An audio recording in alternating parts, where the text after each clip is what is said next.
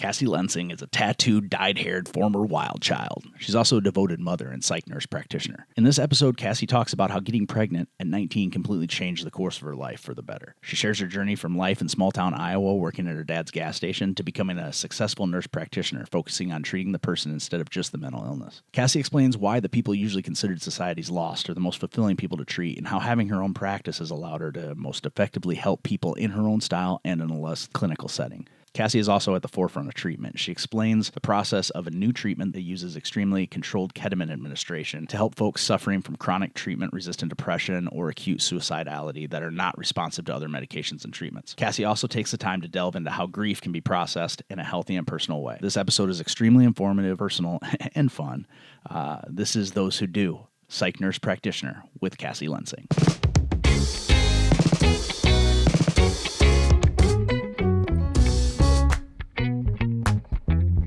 This thing needs to get the fuck out of my house before it's alive again. Maybe stop the cocaine. Yeah. Maybe I don't even say that usually. Yeah, I would just put it right in front of your mouth. You'll get used to put it right in front of your mouth. You'll get used to it. You'll get used to it. Like here. This is close enough. Come just a little closer. And that'll pivot out towards you. So this does. Yeah, you can move it however it's comfortable. Yeah. This close. This close. And that's, actually there. And just normal talking volume. And if I need to adjust it, I will. And I'm trying something new, so I really hope it works. But we'll see. It's like every single time I do this, I do something different. I love that for you. Yeah. You need to experiment. Yeah. Do something really weird with me because that would be like fitting, you know? Well, you would think that after 15 years of doing this, I would have some kind of an idea of... I doubt it. Yeah, you're right. I don't know what I'm doing with things I do every day, so many things. That seems to be me even more so now than before. So how many of these have you listened to? I listened put you on the spot. To the yoga one. Mm-hmm. I loved Joe. I was listening to the yoga one. Did she come before Joe and Jesse? Yeah. Yeah, and I was like, damn, you should really do Joe and Jesse. And then I was like, oh, shit. So then I listened to that one. And that one was a lot of fun because it went to a lot of really cool places. And I just love them. Yeah. I love listening to them talk. Yeah. So I've listened to those two. And I started another. Who was your first one? That would have been Joe Stillman that did Roach Shrek. Okay, so I started that one, but I haven't finished it. I'm like halfway through. Yeah, that one was super inspirational for me because I was editing his first. And, he kind of gets into like the creative process and like what you shouldn't do. And at no shit, I was right in the middle of doing something I shouldn't do. Oopsie. And it just like, it made me reset. And so I texted him and I was like, hey man, like, thank you. Thanks for this because I'm editing your episode and you just totally like reset my OODA loop. I love that. It was awesome. It was really cool. So I didn't get very far into that one yet. I don't know. I started it when I was doing laundry one day and lost my total train of thought. It's definitely a different like rhythm and vibe than the rest of them. Yes. Just because he's such a sweet human being. I actually just talked to him the other day because I'm going out to LA March 22nd for Tony's Celebration of Life. So you did say that. Which we'll probably talk about a little bit later. But yeah. So first of all, thank you so much. This is I think you're officially the first local person that I've had. I am? Yeah. Okay, no big deal. Yeah, officially the first celebrity. First person to come in here that's never been in here before. So nice. Hopefully it's not too creepy and basement. No, I love it. It's good. definitely basement-y, but in a good way. Yeah. And it's, I mean, technically those are full-size windows, but if I open them up, it screws everything up in here. So yeah, technically I have windows. They're just blacked out and covered, you know. Mm-hmm. That's creepier. Yeah. Yeah. That's what I mean. Yeah, I'm mostly just a murder room, if anything. Well, I've had a good life. So. Yeah, I've had a good run. I did get to meet the dogs first. Yeah. Yeah. Yeah, and you can take that little weird-eyed one with you if you want. No. He's just gross. No. I don't do small dogs. I was like, you're here too. You're kind of cute. Yeah, I generally don't either, but we had a small dog before, and Jenny was absolutely in love with him. And then when he died, it was just like, I want another small dog. And I was like, but we have this big one. Yeah. And she's like, but I want another small dog. And I'm like, you're a small dog person or a big dog person? I guess. She's the small dog person. I guess, which is weird because like he is so strange. Like he's not a typical small dog. Like he'll get on your lap for about 4 minutes and then he'll just kind of wander off. Like, he's so weird. Does Hank live in your lap, though, because he's a giant dog? Pretty much. Yeah. I mean, he goes in fits and starts, though. Like, because he gets warm really easy. So, like, he'll come up and just flump on you and, like, take up the whole couch and your whole life. And then after about 10 minutes, he's like, yeah, that's enough. And then he'll go lay down on the pergo where it's cooler, go up in the bathroom on the tile. Like, he doesn't sleep in bed with us because he just gets too warm. So The perfect blend of dog. Yeah, it really is. Maybe I need to stop getting like naked, hairless dogs, short hair dogs, because then they never get hot. They just want to live in your skin. Yeah, and that's not a thing, luckily. He wants to be everywhere I am. Like, you saw, like, he was down here. He could be down here right now. He could be sitting in my lap. Well, he could be, except for he pants so loud. That would sound Like, really bad. anybody listening is like, Oh, he just needs to get his breathing under control. like, in through the nose, out through the mouth, asshole. Like, get it right. Get it right. Oh, poor buddy. Yeah. So he, Okay, fine. He can't be here. when he gets up on the bed in the middle of the night, like, because he'll come, like, check on us, make sure we're still there, get up in the bed, and the whole bed's like, just from the panting, because he's so chesty. Like, every part of his being comes from his chest, like his bark, his breathing, and it's like, man, stop shaking the bed. The neighbors are looking through the windows. They're really going to wonder what's going on in here. Just the dog. It's just the dog. Nothing exciting. Just the dog. Yeah, he's sweet. I'll take him home anytime. I might let you, especially when it comes time to buy more food. Because it's not. I have plenty of critters he could eat in the backyard. It'll be fine. Luckily, he finally got over that. He was killing rabbits for a long time, like bunnies. Don't let him come to my house then. Lots of them? He'll reopen possums. Kane brought a possum in my house the other day. Brought it in the house? Brought it, like, I was on the couch, let him in, ploop. Dead? Possum. I don't know. I was like, they play dead. So I was like, this thing needs to get the fuck out of my house before it's alive again. So would you use a shovel, or what'd you do? I just grabbed it with a towel. Yeah. It was a whole ordeal. I was like waiting for it to, he plopped it and I'm like, that's a possum. Did it look like it was injured? It looked fine. It was probably but then still alive. it was still there the next day. So I think it was it's probably dead. Yeah, they don't play that dead. No, but I was like, you're about to wake up from your dead and be gone in my house. And then I have 3 cats and a dog that are going to be chasing you. It was very bad. And they are like one of the universe's biggest mistakes. I love possums. Oh God, they're all jacked up and No, back I like love them. like a Cutlass Supreme with air shocks. They're the cutest. Oh, I feed one. He comes up on my porch steps and I feed him every day. His name's Petey. Petey. Why Petey? I don't know. My daughter named him. Because Jay was taken. It just the possum. It has to start with a P. But it starts with an O. No. It does. No. Possum starts with an Possum. O. Possum. No, we don't call them opossums in my house. And my dog murder. So yeah, he could come eat some possums, some turkey. I mean, it's possible the possum was already dead. Sure. We'll go with that. Was it daytime? No. Oh God, yeah. It was small. I think it was a baby. He killed it was that. Killed that possum. Like this big. Oh no! It was tiny. It fit in his mouth, and I didn't know he had it in his mouth when he came in until he plopped it. Is it plop? It was so bad. Was it all like soaking wet? No, it was like it didn't like look hurt. So it was like just looked like a possum in the middle of my living room. It's bad. I think Hank carried a bunny to death. Like I was chasing him around the yard, and just its head was poking out of his mouth, and its eyes are looking around like what's happening? Just put me down. I'm not supposed to fly. And Hank was like 6 or 7 months old at the time, so he was not listening at all. Like there was no discipline at all. No.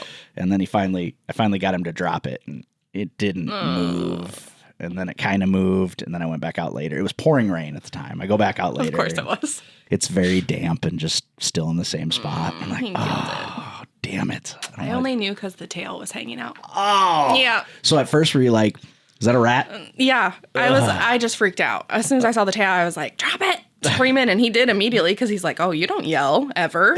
What's happening right now? Oh, so gross. I'm scared. Oh, I don't know that I would have wanted him to drop it. Like, go outside. Now drop it. Yeah, I just panicked. I was just like, get that thing out of your mouth. And then I'm like, why? Why did I say that? Now I have to touch it. Could you imagine if it would have been alive and it hit the ground and just took off running? No, this is literally, as soon as I saw it, I was like, this is about to be loose in my house. Get a towel immediately. This needs to leave. My dad had a squirrel in his house once. It came through the the sewer vent pipe and out the toilet. Oh, no. And the only reason he knew that was because he went into the bathroom and there was dirt in the toilet. So it had come somehow That worked is like its way. the most disturbing thing I can imagine. Yeah. I don't want to picture anything coming out of the toilet. Yeah. What else? What other critters? I mean, nope. I'm going to delete that. Clowns. Sorry. Thank you. Clowns probably. Stop. I'm deleting this whole sentence from my brain. Is that a thing? Is that a thing I haven't learned how to do yet? Yeah. If I could do that. It's called repression and it's not healthy. Oh, that's not deleting. That's just filing away. Well, it's deleting for the moment. It's putting it in a different cabinet. Locking the key. Throwing it away. Those locks aren't very sturdy, Saving it for therapy. Yes, keeping you in business. Yeah. Yes, fair enough. Yeah. Fair enough. So the reason I asked earlier, like how much of this you'd listen to is so that you kind of see how much of the format you know. So you obviously know how we always start out. Like we always start out with, we want to learn about you before we get into what it is that you do. And of course that starts with little Cassy, right? Just a little baby. Little Cassy. And now I've known you for a very long time. So this question is going to sound stupid. Okay, fair enough. So is it on the birth certificate, just Cassy? Mm-hmm. No Cassandra? No Cassandra. So just Cassy. I frequently reference myself as Cassandra when I'm doing stupid shit. So that is a very fair question because I think it's confusing for people. Sure. Because you've probably heard me say Cassandra before, but no, it's just Cassy. Yeah. Okay, so. That's my alter ego that I did myself. So we may talk about Cassandra later. Yeah, then, she's real and alive. But for right now, we will talk about little Cassy. So I always start around the age of 4 or 5 because as all 4 people that have listened to the show will know, one of my most formative memories, and clearly you can tell by looking around this room, was 1983. I'm 4 years old. Return of the Jedi comes out. It's the first movie I see in the theater. So that's like my anchor point for formative memories. So I selfishly think that everyone else must have their anchor point be 4 or 5 years old, and that's where memories start. I know that that's not scientific or real, but I like to think it is. I love that. And I like to start from somewhere because I'm like, okay, do you remember anything before 3? Do you remember 2? Do you remember anything when you're 3.5? Yeah. Like this way, it's just like, okay, so 4 to 5 years old, where are you? Where do you live? That's so long ago. I'm so surprised you remember something from that young. Like that's your anchor. I'm sitting here trying to think like, what's my earliest? 4 to 5 was kindergarten, right? Yeah. So I would have been living in Mason City. Yes. We moved a lot as a kiddo. So we were still in Mason City then. That's about all I remember from that time. Really? See, and for me, like I link a lot of my memories to movies because I was a fat, lonely little kid. So like I had like movies were really big. So 83 was Return of the Jedi. 84, 85 was Ghostbusters. You know, like it's like it's just I can run those memories together and like, kind of know like. And then after Ghostbusters, it was Land Before Time. Like technically, the first movie I ever saw in the theater technically was Cheech and Chong. I love that. At a drive-in theater. I couldn't tell you the first movie I saw to save my life. I vaguely remember that. I remember there being a blanket laid out on the ground next to the car, and like eventually I went to sleep. That is awesome. But yeah, so the first real movie beginning to end that I saw was Jedi. So 4 to 5, you're living in Mason City. You said you moved around a lot. Were your folks together? Yes. Okay. Yeah, so it's kind of interesting. You link like age to movies, but I feel like I link them in my head to where we were living. Oh, sure. Because we moved so much. So that makes sense. Yeah. So yeah, we were only there for not much of my childhood. We moved when I was in 2nd grade to Charles City. To the Chuck. Floyd, technically, but nobody's going to know where that is. So Charles City is the landmark. Well, Floyd, there was a famous Iowa murder that happened in Floyd, right? Isn't that where the little girl was killed? Oh, yeah, Evelyn. Yeah. I was like the same age as her when that was going on. It was super creepy. You are a lot younger than me. I am. I'm just a little baby. Just a little baby. Yeah, I remember that weekend when they were like, my parents were part of the search party for that because my dad owned a gas station, and so he's like a big part of the community. Right. And we were like having our first garage sale. I remember this like vividly because I was like, nobody's going to come to our garage sale. Our whole town is out looking for a missing child. We should probably cancel. Wasn't she she was young, 6 or 7. Yeah. Oh, I think was she that young? Maybe I wasn't the same age as her. She was I thought she was 8 or 9, but. I just remember she was adorable and very, very tiny. Yeah. It was sad. It was very sad. It was just, you could feel the heaviness in the whole town for weeks. And then it ended up being her shithead stepdad or something. Was it her stepdad or real dad? Stepdad, I think. And then he confessed in prison. Yeah, there was drugs involved. Yeah. The and running child theory. Porn. Yeah. The running theory was always trafficking because of an old drug debt is what everybody in town. But small towns. Who knows? Yeah, they always want things to be much more sexy and exciting than they actually are too. Yes. It's usually the most simple answer. Yeah. Is. But nobody wants that. No, they don't. I mean, when a guy goes to prison for 99 years because he has child porn on his computer, he probably killed her. What? Yeah. He just called it a hunch. Yeah, so that's my fun hometown. Yeah, it's sunshine and rainbows in the town of Floyd. Oh, the motto was where the sun shines on kids. No. Yeah, for real. That's dark. Yeah. Oh, it is a sweet little town. Minus that. Yeah. I had a good childhood there. Minus the child murder. Yeah. Yeah. I mean, it's my fault for bringing it up. I'm not going to lie. Thank you for that. I already am from Charles City, was the meth capital at one point. Then you got to bring up the child murder in Floyd. Thank you. Look, they passed it on to Olwine. These are my roots. Olwine has the meth capital. Yeah, they go back and forth. I don't remember a lot who has it last. I like how you describe it like a high school rivalry. Hey, they got the pig statue now. I'm proud of our award. They got the bronze baggie now. Yeah, that's true. Yeah. So those are my roots.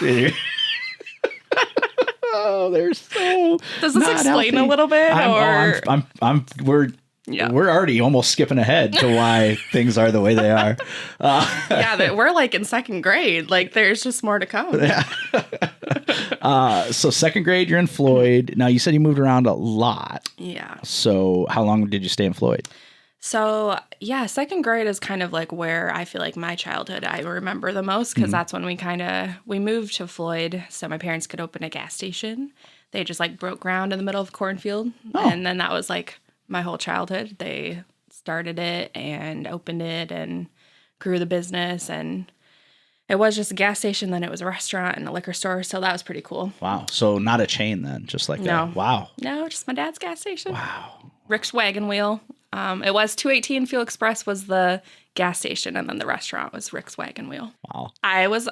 We were all featured on the menu. I don't know if we're still on there because he's retired now, but what was mine?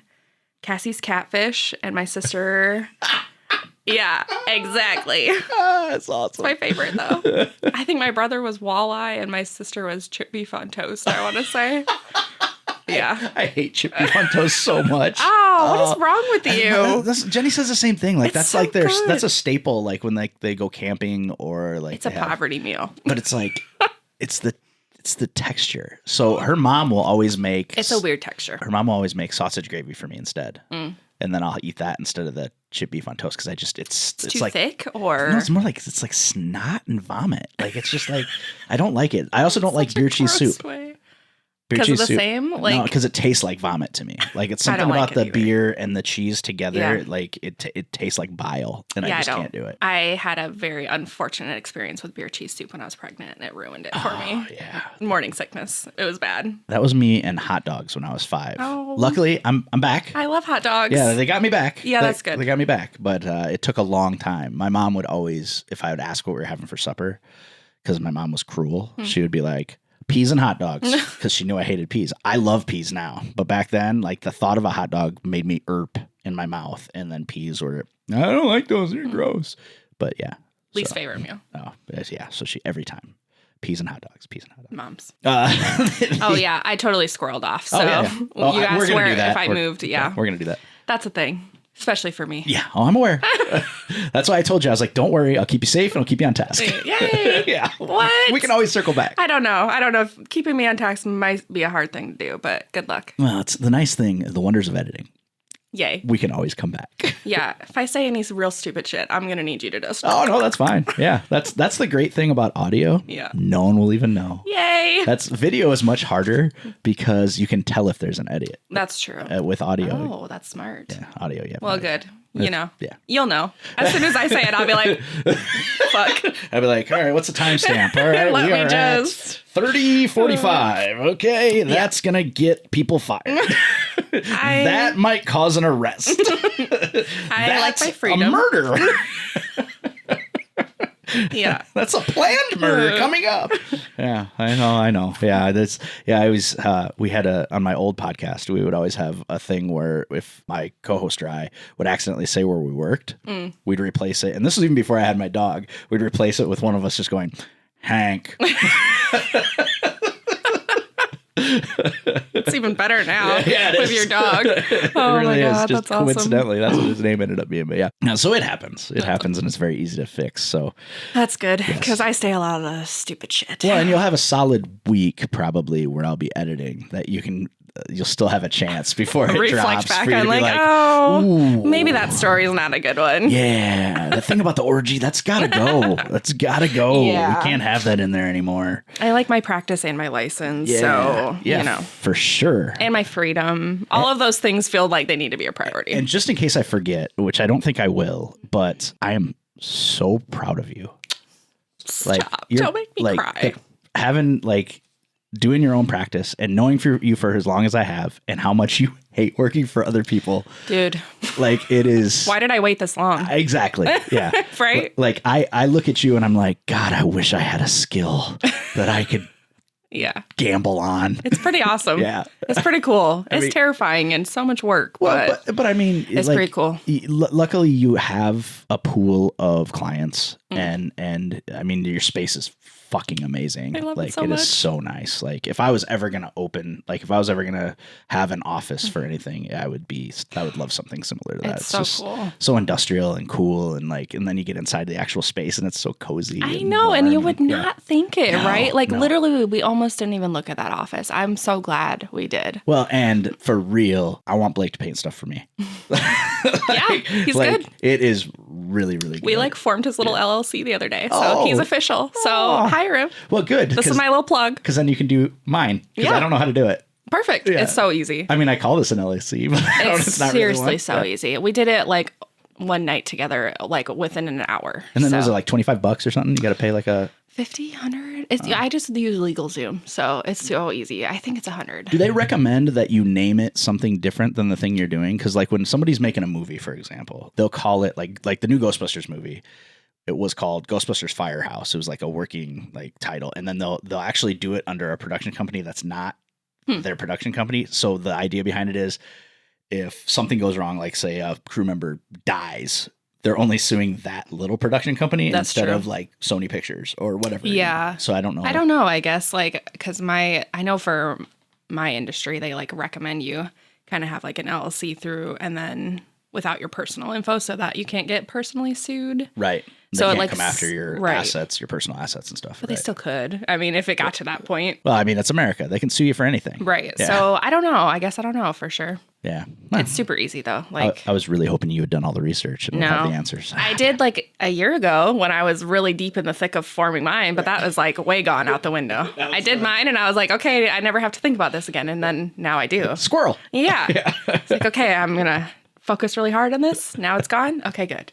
Shouldn't you know how to do this? No, that was a year ago. I knew how to do this. Right. Yes, that is no longer a skill that I need, and there is only a finite amount of room up here. And yes, and yes. You'll find as you get older, it gets even worse. That's so bad. Don't tell me that. You will learn a new thing, and it will push something else right the fuck out of your head. That's not good. It sucks. I already only have so much brain space. Don't tell me that. Agreed. I'm the same way, and I have to do stuff like this. I have to continually learn new processes, and I'm like, oh god, there went how to tie my shoes. It's worth it. It's a good trade-off. Velcro tennies going forward. Crew shoes. I'm going to commit you so fast if you ever show up with Velcro tennis shoes. Oh, please don't let that be the thing. It only takes 2 signatures, and I'm one. I'm painfully aware. I'm sure I could find a second. Oh, God. And I'm not even going to have to explain anymore. He is wearing Velcro tennis shoes. They're just going to be like, would you like to see a picture of him? And they're going to be like, oh, this should have happened a long time ago. 48 hours. No. This is going to be the 5-day guy. Yeah, this is a longer one. Yeah, we're setting a hearing. And then an extension. Yeah. Hey, remember how it's inpatient, outpatient, or no patient? It's definitely not no patient. Yeah. So sorry. It's not fair. My brain chemicals aren't fair. Oh, okay. No. Zoning back. So you mentioned siblings, brother and a sister? Yes. Where do you fall? I'm the middle baby, and we're all 5 years apart. Makes sense. Of course you are. Right? It tracks. Of course you are. Yeah. Give me attention! That's not me. We're the forgotten, passed over children. Right. And then you are screaming, give me attention! Yeah, maybe. I don't know. I'll just get one tattoo. Just one. That's how it started. Yeah, that's how it started. Now it's a yearly birthday tradition. Yep. Yeah. So middle child, older sister, younger brother? Younger sister, older brother. I had a 50-50 shot. Yeah, I really did. Yeah. You didn't get it, though. No, I didn't. Brother is technically my half sibling, but not really because we've been together our whole lives. So he has different dad. And we're all 5 years apart. So she's 5 years younger. My brother's 5 years older. I'm just in the middle. So your folks, this was obviously their second relationship? Yes. Well, At least. my mom had my brother when she was young, 16. Okay. That's like a weird pattern in my family. My grandma had my mom young. My mom had my brother young. I at least made it out of high school. So, and my sister out here breaking generational curses. She has no kids and she's 25. So I was 19. I made it out of high school. Everybody else was 16, 15. Oh, shit. Just each generation gets a little bit further. Right. Yeah. Right. Does your brother have kids? Yes, he has 2 sons and my niece. Did he do it right or did he do it? No. He was younger than me. He was 18. But that's what I mean. Every generation we just get, was he 18? He was somewhere. He was 18 or 19. We might have been around the same age. Well, I mean, to be fair, there's not a lot to do in Floyd. No. Were you you wouldn't have been in Floyd then though, right? Yeah. So once you got to Floyd, that's where you guys ended up. Well, we moved around in between Floyd. So we lived in one house in Floyd. My parents like to flip houses and renovate them and resell. So we, in Mason City, we lived in 3 houses. In Floyd, we lived in 1. Then we moved to Rudd, which is another little podunk town over there. I don't even know if you can call Rudd a town. Oh, I love it. That was my favorite one that we lived in, for sure. But yeah, it was it's a pass-through. You and your neighbor. Yeah, exactly. There was a bar there, though. Of course there was. There's probably a church, too, wasn't there? Oh, maybe. I didn't go, but maybe. Usually a bar and a church in every small town in Iowa. Yeah. And then 3 Casey's. Yeah. There was no Casey's. No? That's how small it was. Oh, my God. We did have a little other gas station. I don't remember the name of it, but no Casey's. Dials on the pumps, probably. Yeah. So, we lived in Rudd. Then we lived in Nashua for a little while at the apple orchard, actually. My dad bought that, and we lived there. And then back to Floyd. Are your folks still together? No, they split up when I was 15. Yeah, high school. Was it your fault? Obviously. You know me. Clearly. I was causing a lot of stress. I've always wanted to ask somebody that because that's the stereotype is the kids are always it's my fault. I was I'm just gonna ask somebody sometime. It was really my brother's fault, but you know. Well, yeah, because grandkid and stuff. Mm-hmm. Yeah, and he's the older one. He's the first kid, so and boys. I will say that's all bullshit because my boys were so much easier than these 2 monsters that are living upstairs now. I feel like girls have a different type of hard. I mean, I only have one girl, but my nephew, I've been in his whole life, and I'm just girls are just a different breed of hard. Boys are dopey. Yeah. Girls are scary. Emotional and scary. Mean. And smart. I had a physical yesterday for the first time in probably a couple years because I had to switch. Good job. Self-care. I had to switch doctors because Cutler moved to Tipton. You found somebody new? Yeah, I did. Yeah, nice. Yeah. So luckily it was a block from my house. It's awesome. Nice. But I went and they're like, "Do you feel safe at home?" Because that's their new question that they ask everybody. Yeah. And I'm like, first of all, what about me would make you believe that I would feel unsafe anywhere? I hate everybody equally. But they don't know you. No, they don't. So they don't know. They don't. So I was like, yes, mostly. And the nurse is like, no, that's the wrong answer. No. Hold on. I go, I'm terrified of my 7-year-old. No. And if that nurse has kids, she was like, yeah. They enjoyed that. Relatable. They enjoyed that. It was a fun moment in their day. And I'm like, no, seriously. help. Yeah, please. That's scary. SOS. Scary there. What you saw of her up there, that's not her. I figured. She was putting on a show. That wasn't either of them. No, well, it might have been the older one. I mean, it felt even performing for her. I was like, girl, what are you doing? We know each other already. Well, she likes to be the host. That's fair. You know, and that's kind of, I think, what she was trying to do. Yeah. But that was fun. She's so funny. Yeah, she is. But the little one is mean. She's mean. She's bossy. You need both. You need balance. No, I want 2 good kids. That would be fine. You need both. I guess I already have my 2 good kids, but they're moved out. Successful, courteous, polite, helpful. Chalking this up to daddy issues later. Okay, got it. Probably. Mm-hmm. Oh, for sure. It's going to be a disaster. Now I'm the one getting off task. I do that too. Out loud. I do that too. I have this effect on people. Yeah. You know. It's contagious. It happens. Happens a lot. There's a reason I have 3 clocks in my office, because I need to be able to know what time it is no matter where I'm looking, because we will just go off on tangents. You're going to have to hang one on the fire escape for when you're staring out the window. That's a good idea. I have one right above the fire escape. I need one on the other side of the office, because when people are on the one couch, I don't have any idea what time it is. And I'll be like, I'm so sorry. I have to look at my watch. Yeah, and this has been a 2.5-hour session. Yeah. I hate to do this, but I got to charge you extra. I mean, it's your responsibility to watch the clock too. Yeah. You should have cut me off. Hello. Part of what we're doing here is getting it to the point where you can take responsibility for your choices. And clearly you are not doing that. So let this be a lesson to you. We're both bad at boundaries. Got it. It's really bad when I have like a patient I've been seeing for a really long time. I know super well, and I don't have a full day, because we'll just talk for hours. It's bad. Or like, for example, you have a person who you've known super well whose daughter comes to see you, and we start talking about everything else. I purposefully block an extra half an hour after, because I just know myself. Smart. Yeah. Smart. The first few times I did it, and I was like, that's not a good plan for you. It's really not. I mean, the funny thing is, like, when we first met, that was almost immediate. Like, work buddies, like, right away. Like, it was. We had our moments, right? Yeah. Or very early on. Yeah. But Yeah, that was, but see, that was before I dealt with my issues. Fair. That was, my conflict resolution skills were not fantastic. They weren't quite there. No. But they are now, and they grew fast. Some people would argue that it wasn't fast. Well, in my circumstances, Well, that's just because, like, there are large blocks of time where you were somewhere else. Well, that's fair. You were basically time traveling. You're right. You got me. Yeah, but that's like, so we have a habit of getting off task and chatting, and which is fun. Like, I like that we still are able to do that, because so I just fuck my kid up on purpose. So listen, there was other ways. Yeah, you could have just came yourself. Yeah. I suppose. That would be weird, though, wouldn't it? I wouldn't. Yeah, I wouldn't agree. I've had a few people ask me, and I'm just like, there's like a little bit. I get it, because I want to see somebody I know too, but there's a conflict. Well, and it just fucks up boundaries, because then, like, you feel like, well. I'm having a bad day, I'll just text her. No. Or even, like, if we're together socially and it's like, you just know that I know things. Yeah. You know? Like, so then it's... Well, that wouldn't bother me, because you know all the things anyway. That's true. And that's how I feel, too. Like, but yeah, it's a weird dynamic that I've had a few people ask me, and I'm just like, I don't want to, like, jeopardize our friendship. Yeah. So. Yeah, I wouldn't. Like, and I think that's just for people who are somewhat sane. Like, that's just kind of like somewhat.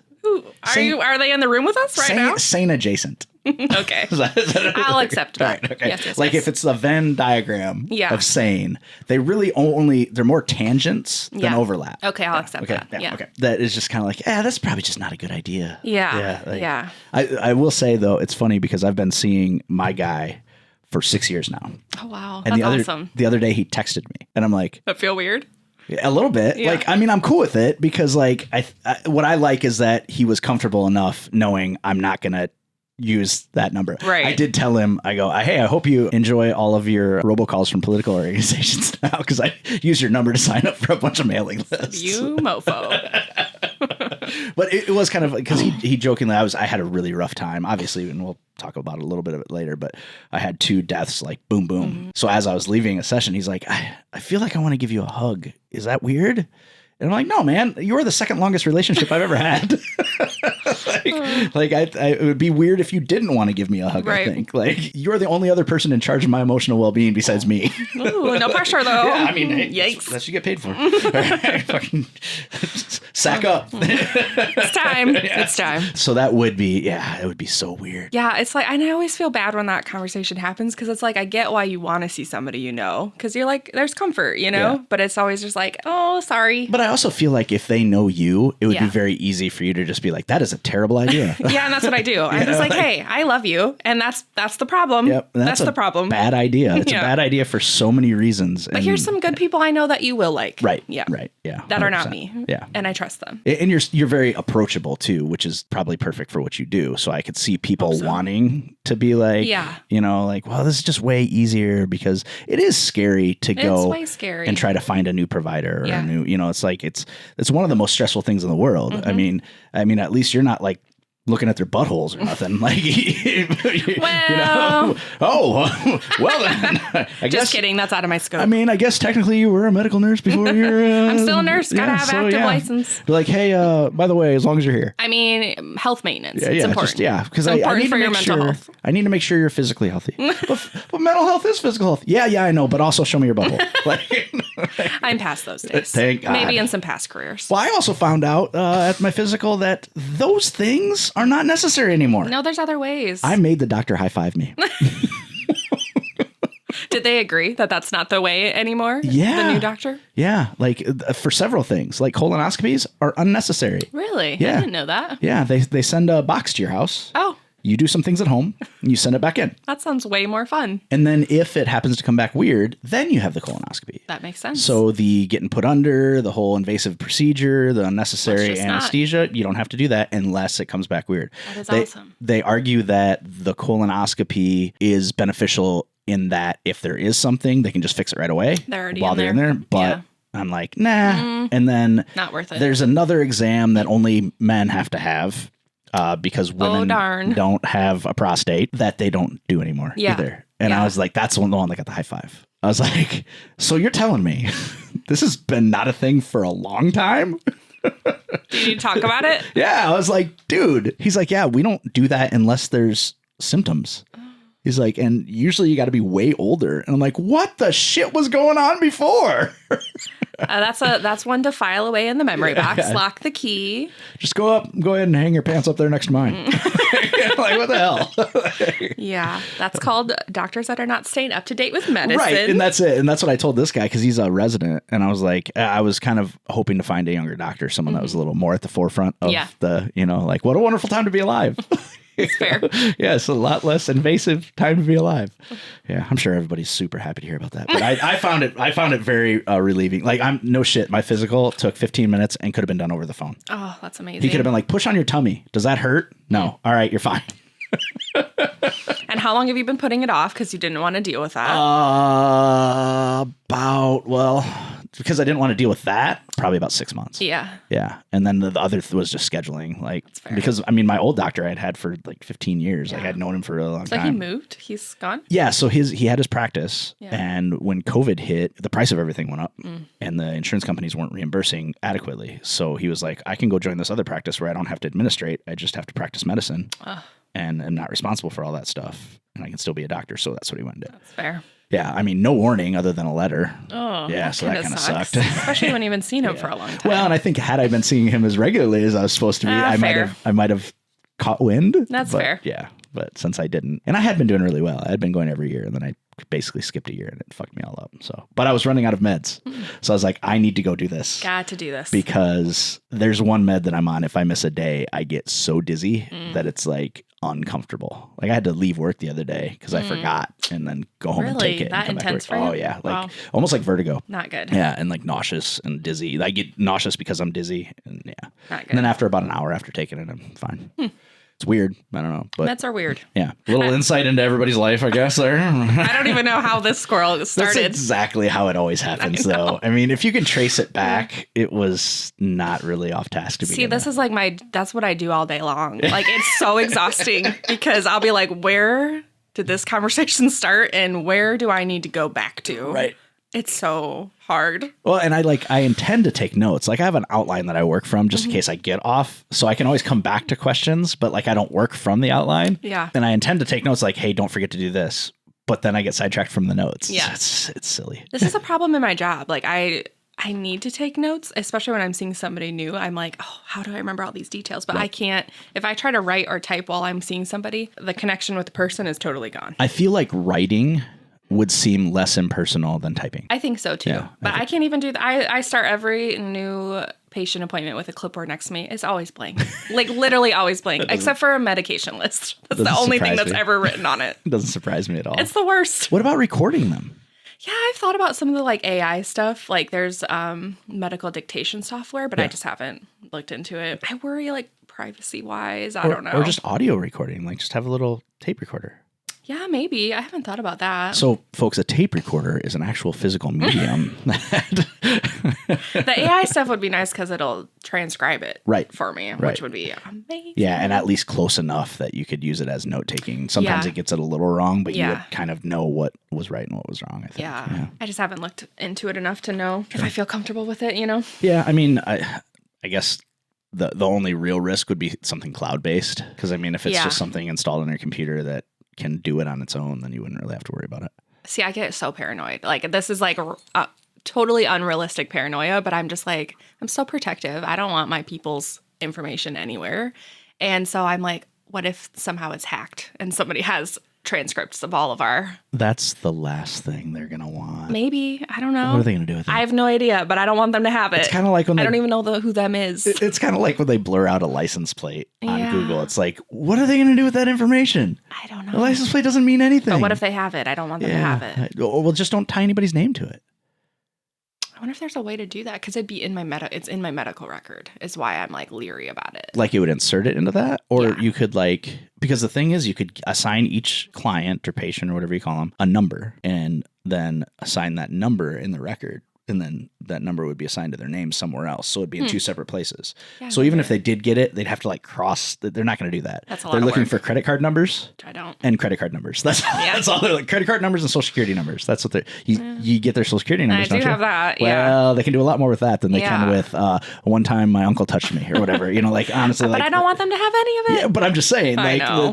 that's just I'm just paranoid, and I clearly. Yeah, but it's stupid because now I feel like I'm the old school doctor that's like, no technology. Fuck that. Like, the amount of hours I spend charting. Yeah, I bet it's disgusting. I bet it's insane. It's disgusting. Yeah. It'd be a lot less if I charted while I was seeing somebody, but... Yeah, it'd be a lot less if you were less busy and not making any money. This is true. Another way to think about it. Yeah. I mean, it's part of the job. It is what it is. Yeah, and you're one of the few people who loves what they do. I do. I hate you so much. I love it so much. It has its days, but it's awesome. I was talking to my buddy Dave, who is going to be on an episode, and I was like, dude, like I can't imagine. Like I'm so bitter towards people who love what they do. Like I'm so bitter, and I don't know if it's like I'm jealous or if it's just hatred. Like I don't know. Those are way two different emotions. Says you. I mean, fair. They're very closely linked. They can go together. Yeah. Oh God. So okay. So we're back. Yeah. We're back in in Floyd. Let's unless we're missing something, let's put you in high school. Okay. Yeah. So in high school, who were you in high school? What was your thing? I was not a great student. Okay. Yeah, I think that's kind of where the wheels fell off the bus a little bit for me. It's kind of a miracle I graduated. Hallelujah, they let me graduate early. Otherwise, I would be a high school dropout. Okay. So, yeah, I partied a lot in high school. My brother's 5 years older than me. I won't pin it all on my brother, but I hung out with a lot of his friends and, started partying, drinking, doing all the things. So was that the main thing, or were you like, was school difficult for you? No, it was so easy. Yeah. And I was super bored. So it was like one of those where I showed up like 1 or 2 times a week and I was fine. So it's like, why do I even show up? It's hard to be motivated. So were your grades still okay? And just your attendance was bad? Yeah, I was never there. I never wanted to go. See, and that's whack. That's so whack to put me in my age group. That's whack, man. That's whack. That's so whack. Because it's like, okay, look, if your grades are good, what does it matter if you're there? I know. That's how I felt. I mean, really. School district did not feel the same way. Right. They have a minimum hourly requirement that you need to be. But in the grand scheme of things, if you really think about it, if you have 2 things that it's one or the other. Wouldn't you rather the grades were good than the attendance be good? Yeah. I You mean, would think. You would think. And if I was like in the school now, like with the policies they have now, they would have, I don't know, my parents would have been in trouble for truancy. Like now it's so serious now. Like I deal with this with people I see. It's like you miss 1 or 2 days a week and they're like, you're having this huge meeting with all the at-risk people. And maybe that's good. Maybe that would have been helpful for me. But if it's bad. We got a letter because the girls had influenza and were out for 3 days. Exactly. And like it's so excessive now. I mean, like if I was in school now, I don't know. I think they would have kicked me out. They would have been like, you're never here. You need to not come. Which is also funny because it's like, hey, you know what your punishment for not being here is? We're kicking you out. I used to get these suspensions. And I was like, what is this? Why? Right. You're mad I'm never here. And then when I show up, you put me in suspension. Why would I come? It just doesn't make any sense. It doesn't make any sense. It's like, hey, you keep punching that kid in your homeroom? Fight Club. Get in there. We're just going to punch you right in the goddamn face. Like, this doesn't make any sense. Doesn't make any sense at all. Yeah. Yeah. So school was weird. I didn't love it. It wasn't great I don't know. I hung out with a lot older people. Yeah, I just didn't want to be there. None of my friends were there. So did you have any hobbies, or was partying your hobby? It was well, I guess I should say that was like later in high school. When I first started high school, I was like in orchestra. I was on swim team, but I pretty much just dropped all that and started partying. Yeah. You can't really do both. Pretty hard. Yeah, I mean, yeah. 5 a.m. swim team when you're hungover, it's not a... I'm telling you. Not a vibe. The CW tells me different. Like, it tells me all those high school shows starring 30-year-olds, they can party and they can be vampires. Well, good. I'm so glad for them. I'm glad somebody can. I could not. And I was working, so I was like, I don't know how to juggle all these things. What'd you do for a job in high school? I worked at my dad's gas station. Weak. Yeah. It was awesome. I loved it. We had a lot of fun. I didn't maybe so much love it then because working for your parent is kind of weird sometimes, but yeah. Real hard to get fired though. Yeah. Trust me, I know. Because they're like, fuck, we really need the help. And she's our kid. She's going to be around anyway. But she's really good at her job here, but she's never here. Yeah. I always went to work. Maybe not always to school, but I was always going to go to my job until like later, right before I was about to be moving and quitting. Then I was kind of bad on my attendance, but until that point. So what did you want to do when you were in high school? Like, what was your, like, even if you were like partying and stuff, like, did you have motivation? Was there something you wanted to do? I think I would have been happy being complacent and staying in my hometown and just working at my dad's gas station forever. What changed? I got pregnant. Yeah. Yeah.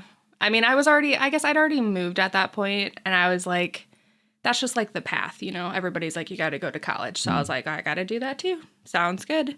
So I got accepted to UNI and moved to Cedar Falls and then got pregnant like 6 months later. So you had already decided to go to college before you got pregnant? Yeah, but not like, I was not interested in anything. I was going for social work at one. I started with early childhood elementary. Ugh. Absolutely not. And then social work, which tracks. Yeah. Also, they're kind of the same thing anymore. For real. But I didn't graduate from UNI, but yeah, I didn't feel any like, I was just doing it because it was what you're supposed to do, you know? And so for those people that don't know, UNI is the University of Northern Iowa. It started out as the Iowa Teachers School or something in like the early 1900s. And now it's basically the school in Iowa that you go to if you want to be a teacher still. Yeah, why I ended up there. Yeah. Just because it's close. Yeah. That's the only reason. Well, in a lot of people, it's the smallest of the 3 state schools. Yeah. And it's noticeably smaller. Yeah. And in this area, it's close to everything. So a lot of people, and it's a suitcase college, like a lot of kids go there during the week, go home on the weekends. They don't stay during the summer. The whole town dies. Cedar Falls, like they half their population in the summer.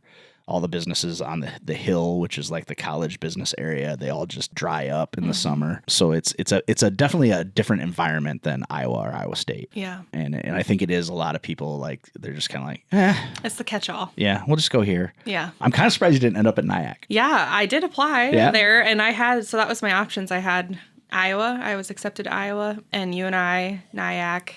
Wait a minute. I know. So you were accepted to Iowa. Yeah. So I feel like you are telling us a little different story about your high school experience? Because you can't just get into Iowa. I had good grades. I mean, I had great grades. I graduated a semester early because I knew I was going to fail out, like just because of my attendance if I kept going. So you would have had to have taken the ACT. Mm-hmm. How'd you do on that? Hungover as really? fuck. You must have done really well on it. I don't remember. I think I did. I mean, I must have done decent. You must have. I mean, because like I hate the University of Iowa, and I've never hidden that. Like I'm a Cyclone. I went to Iowa State. I graduated from Iowa State.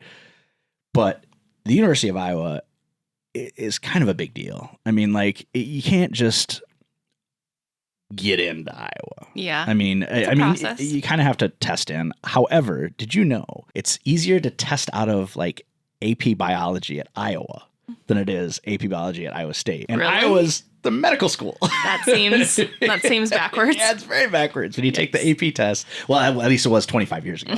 When you took the AP test, you had to have a minimum score to test out. And like, yeah, I mean, I didn't test out for either of them because AP was not my thing. Like I was a really good student, but like if I had to take anything that was considered further ahead than I was supposed to be, I didn't do well.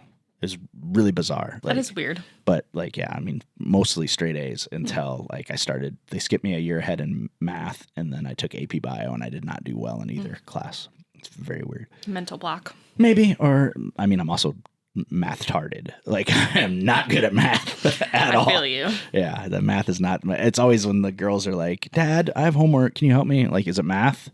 Yeah, Mom will help you. Like, I don't want to screw them up. And their math is so different now. So different. Like, it's so hard to help them. They make it so much harder because it's not confusing. Logical. It's creative. You know, so like to think about numbers in a non-logical way is really not the way to do it. It's very confusing. Somebody sold the education system a bill of goods. And here we are. Yep. Here's our program that we just made up. It's way better. Okay. And none of your parents can help you. Good luck. It's like, no, just take the numbers and put them together and make more numbers. Don't clap and jump and like it's all kinds of weird shit. My daughter tries to like talk me through her thought because I'm always like, if you're struggling with something, like talk me through your thought process so I can help talk you through it a different way. And she'll talk me through it for math, and I'm just like, what are you talking about? You end up more confused than when you went in. I have like, let's just stop that thought process entirely. Right. Here's mine. Take what you can from it. I'm sorry. Good luck. I'll get you a tutor. Because I can do that now. I own my own business. I mean, they offer it for free. Shit. Oh well, then. Don't let me forget my humble roots now. So you get to UNI. Yes. You get pregnant. Thank God. And basically it changes your life for the positive. 100%. So you're pregnant, and you know, like most people understand the science behind this. 9 months later, a baby comes. What? So you were in school at the time. Mm-hmm. So what did you do when you found out you were pregnant? Like. So it didn't feel like a good thing at the time. Sure. I was like, oh, fuck, this is so bad. Yeah, so I was kind of just like floating directionless up until that point. And I was like, okay, now I need to get my shit together and figure out what I'm doing. Were you working? Yeah. I was working at Texas Roadhouse as a waitress. Hated that job so much. It's awful. The little dances you have to do. And yeah.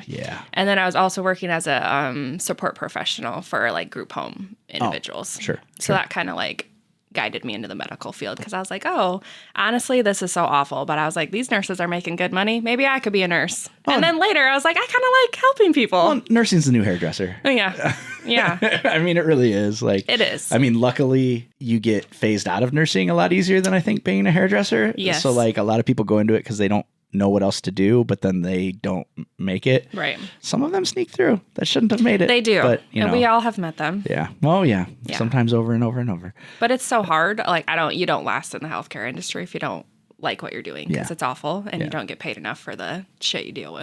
Right. So, sometimes literally the shit you do. Literally. Not sometimes. Most of the time.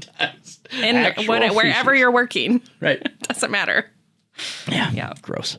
So did the change come for you after you had your daughter or before? The day I found out I was pregnant, I was like, I got to get my shit together because I'm about to have a little person, you know, and I'm clearly what I've been doing is not going to be enough to provide for her. So I got my CNA. I can't remember if I got that before I had her or not, but I kind of like pivoted my whole path to healthcare after I found out I was pregnant. So I got my CNA, went to Hawkeye. I think I had it before I was done before I had her, and then started like working healthcare jobs. And then I was like, oh, I actually like this. I feel like I'm good at it. Like, okay, this is what I'm going to do. Did you jump straight to your RN or did you do LPN first? I did my LPN. Did you? So I did like CNA. I worked for a little bit. Then I went back for my LPN, got that at Hawkeye, worked for a little bit, and then got my RN. Like every stop I made, I like worked for a little bit to be like, do I actually like this? Right. Do I really want to go on? Yeah.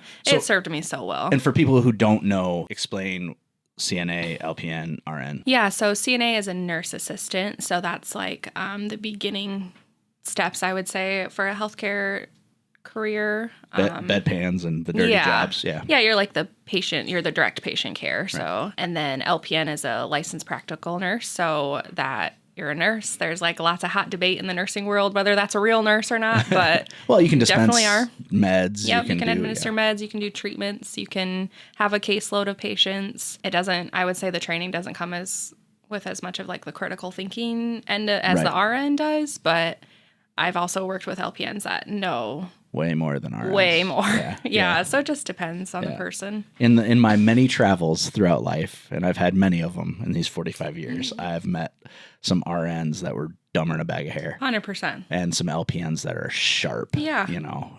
That are damn near doctors. For real. So like those letters, whenever somebody tells you, go get letters after your name, like. Doesn't matter. No, it doesn't. It doesn't matter. For pay. For sure. And job opportunity. Yeah. Where you can work. And the things that you're allowed to do, I suppose. Because like LPNs can give shots and stuff, right? Yeah, you can't do like anything IV when you're an LPN. Right. And you can't really work in the hospital setting. I mean, they kind of are changing that now, but it's different. Yeah. Yeah. So then an RN is like, the RN kind of runs the show.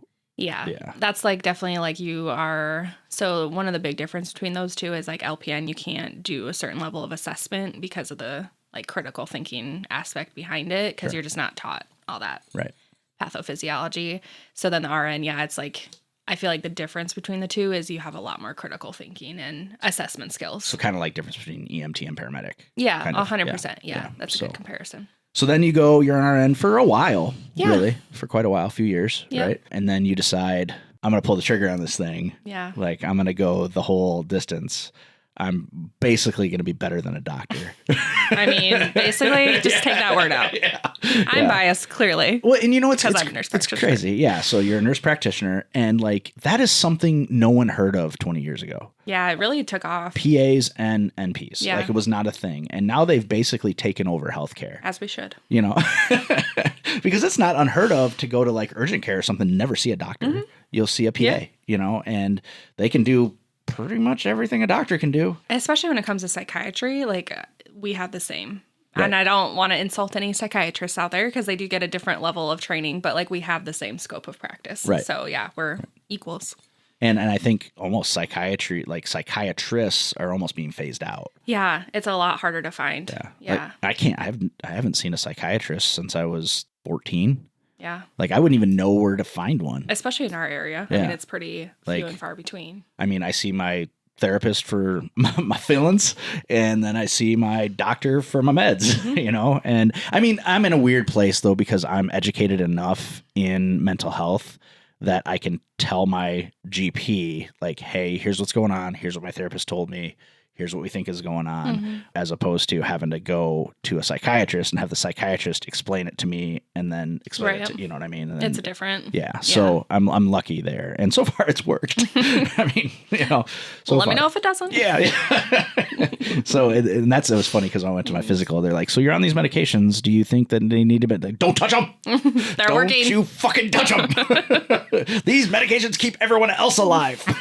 When you find the happy medium, it's like, we're not doing anything. I don't. And I'm super pro medic. You know how I feel about this, but like I'm super pro medication, but I'm also very anti over medicating, and like behavior modification goes along with the medication because the medication is just there to take the edge off. Yeah, you need both. So like I can recognize that, and so I feel like I'm not abusing the system by using my training and experience to say, hey, here's where I'm at. Here's what how I feel. I think the meds can stay, or I think I need more or less, you know, because then I'm going, okay, well, the meds aren't going to fix everything, clearly.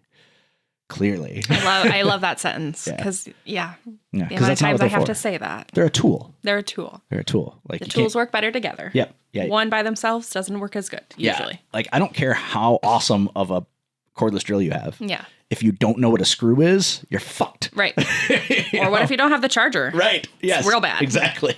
That's a really good analogy because I'm tired all the fucking time. So you go and you get your nurse practitioner. That took a while, right? So I had a stop and grab in between. I got my bachelor's. Oh, yeah. There's definitely like a lot simpler tracks. You can have programs where you just go from like nothing to bachelor's, and that would have been a lot simpler. But I was like, let's do this the hard way. Yeah. Well, I think more to your credit that you wanted to make sure it was the right path for you. You know, I mean, it makes sense. A lot of people do jump feet first into something, and then they end up in a career that is not right for them, and then they have no other skills. And you got all this debt and years invested into it. And you're like, well, you're trapped. This is what I'm doing. Yeah. And so then you're not as good at the thing. Whereas the whole way through, you were assessing like, okay, I like this part of it. I don't like working for other people. It took me a long time to figure that out. It probably took you longer to figure it out than everyone else around you. Yeah, true. The amount of times people have told me. Like, if everybody else is dumb... It might be time for you to work for yourself. I should have figured that out a long time ago. I wish I could find a way to do that.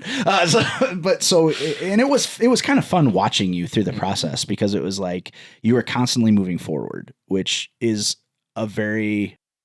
humans don't do that. You know, true. So, it's very easy to get stagnant. Yeah. And you were constantly doing that. And a lot of the conversations you and I would have over the years was about like, what's next? What do I do to change this? What do I do to feel more fulfilled? Like you were constantly looking ahead, and that's pretty admirable. Like, and it's the right way to do things, you know? And so watching you through that process was really neat. Love that. And that's why, like I said earlier, I'm so proud of you is because I got to watch you from like being this little dumbass nurse that didn't know anything. Nothing. You and can then say it's like, well, but I mean, that's how you that's how you have to start. Yeah. You know, because I was. If you go in thinking you know everything, which you were a lot more not timid, but like you weren't as assertive. For sure. You know, and then you grew as you grew. It was like really fucking cool to see. And you don't see that very often just in general because most people humans are dumb and they're bad at humaning and like they'll get frustrated with something or they won't know everything and then that'll torpedo like their growth. And so watching it was really cool. So, and I totally forgot the step of the bachelor's because I saw that happen, you know, so you get your bachelor's. Kind of like a weird little, like it didn't change anything, you know, it was just the next step. But again, it's, you know, a bachelor's of nursing is different than a bachelor's of arts. Like it gives you way more opportunities than getting just a Bachelor of Arts degree would, like comparatively. Like it's weird. The medical field is so different. It is. You know, if you get an AA in anything else, it's like, yeah, great job. You settled, you know, but if like you get a 2-year degree in nursing, that's on its way to something else, you know? Yeah. So when you hear someone has what is it, a BSN? Like you're like, oh shit, it's a big deal. It kind of like leads you into a leadership path though, which like is good, but for me, it was like I felt like I almost educated myself out of what I wanted. I didn't want to I could be leadership while still doing hands-on stuff, but I didn't want to manage people. Right. That was not. And I feel like that's what, when you get your BSN, it's like, oh, I want to be a director of nursing or something along those lines. And I was like, oh, what did I do? Super right-brained though. Like, and that's not where you live, homie. Not even a little bit. No, like it's bad. It's very, very numbers and people management, and like left brain is obviously like if people knew you, like they'd be like, no, that's, and as a left brain person, like what you're doing now is pretty perfect. Like you're able to toes the line between both. Yeah. But you're also able to work at your pace and design your structure, which left brain people, that's very important to them because if they have to live in someone else's structure, it's a recipe for disaster. Yep. Relatable. Yep. Been there. So you get your BSN and then you're like, okay, I've decided this is not what I want to do as far as this being my role. Let's do something crazy. That's exactly how it happened. Yeah. I literally decided like one night and enrolled the next day. I'm not even kidding. It was so impulsive. There was not a whole lot of forethought. Because really the next step past NP is a doctorate of nursing, right? I mean, really. Yep. So maybe someday, huh? Yeah, doubtful. No, I mean, why? There's really no point. Why? Like, if you have your own practice, it makes no sense. Yeah. So So you get your NP, your nurse practitioner, and your focus being psychology, right? Like psychiatry. Yeah. What's the difference between those two things? So I wish there's a great science difference, but like in the hands-on world, it's like psychologists can do more testing and like diagnosing. Okay. Psychiatry feels like it's more of the hands-on people work. This is just my rudimentary difference in my brain. But yeah, like psychologists do a lot more of like the in-depth testing to diagnose. Okay. And for me, I don't like diagnosis in general. So ology is the study of. Yeah.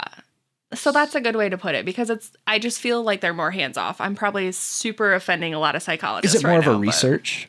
Kind of. More of a research job, psychology? I mean, they work hands-on with people though too, but it's just more of the clinical diagnosis testing. Okay. So diagnostics, maybe a little academic. Yes, that's a good way to word it. Yes. So, yes. Anytime you throw ology on something, somebody's wearing a tweed jacket. Yeah, that's exactly right. With the leather patches. Yes, exactly. Yeah. Yeah.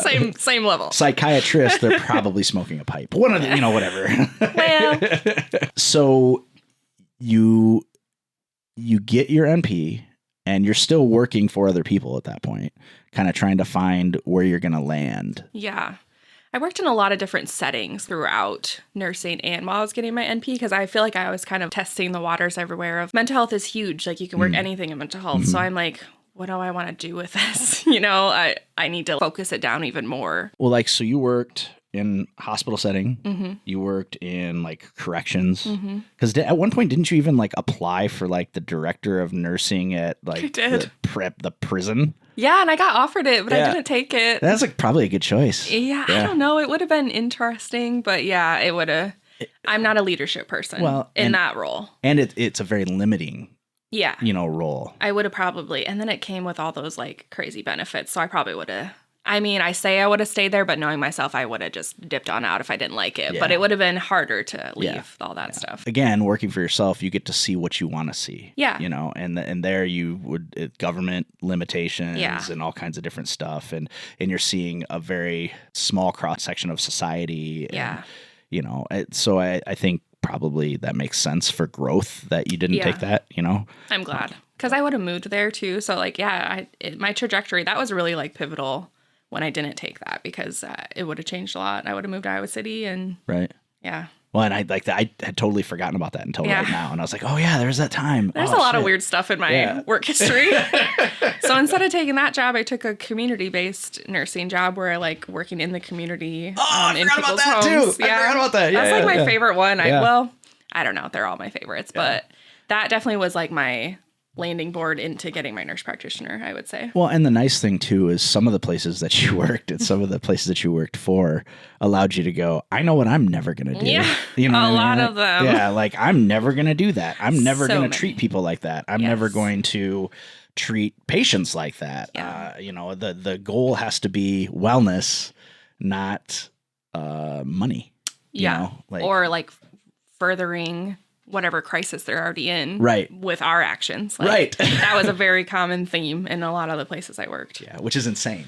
Insane. That's literally the opposite of what we're here to do.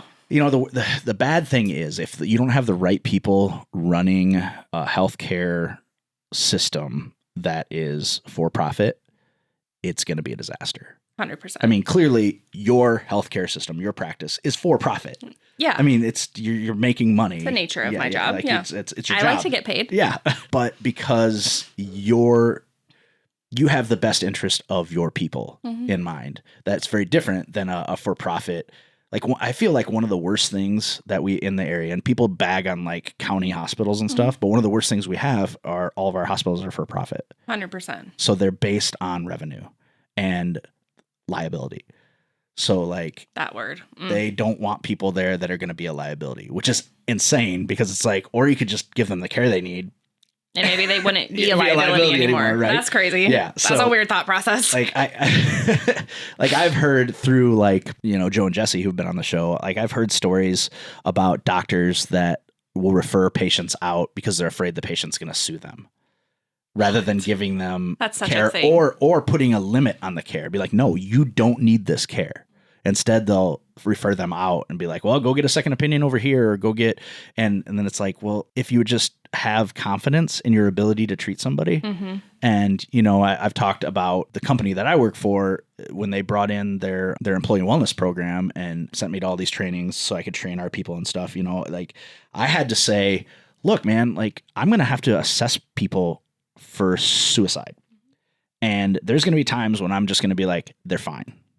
They don't need, this is not what you think it is. I have to be confident in my skill set because, yeah, there is a liability. They could walk out of that building tomorrow and kill themselves. Absolutely.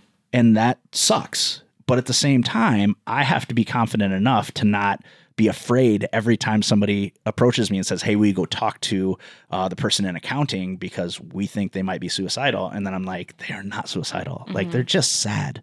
Right. And we can get them the help they need, but that's all we're going to do. We're not going to go lock them up in a building because I trust in my ability.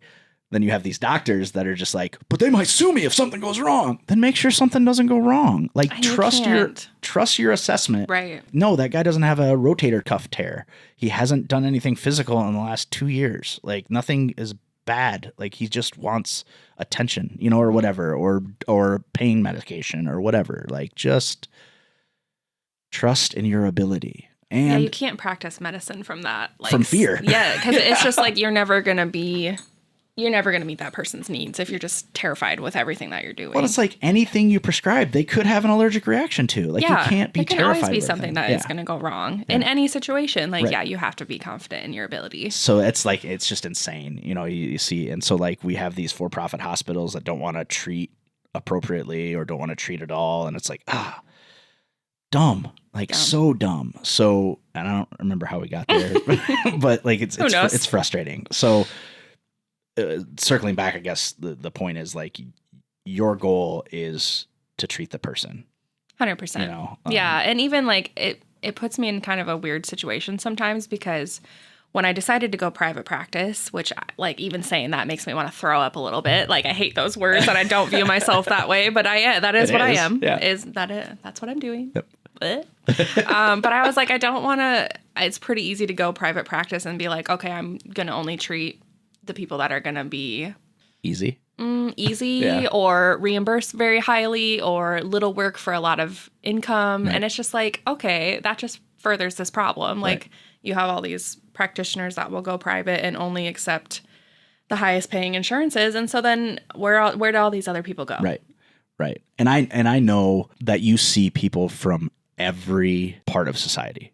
Like you have everybody from the forgotten people all the way up through my favorites. Yep. Those are your friends. You always call them your friends. Yep. Those are my friends. You know, and you are really good at no judgment. This is who I'm treating these people because they're people and they need treated. Yeah. And you're right. Like you could go and say, I'm only going to treat soccer moms with benzo addictions. Yeah, you know, with high-paying insurance. Yeah, with high-paying insurance. It's pretty uncommon for private practice to take Medicaid, and that's a huge part of the problem. And honestly, I got to a point where I was almost like, I don't want to take Medicaid because it took them so long to reimburse me. Right. So it's like I get it, but that just perpetuates the problem. Right. Those are usually the people that need care the most. And then they become a drain on society because they're not getting the care that they need. Right.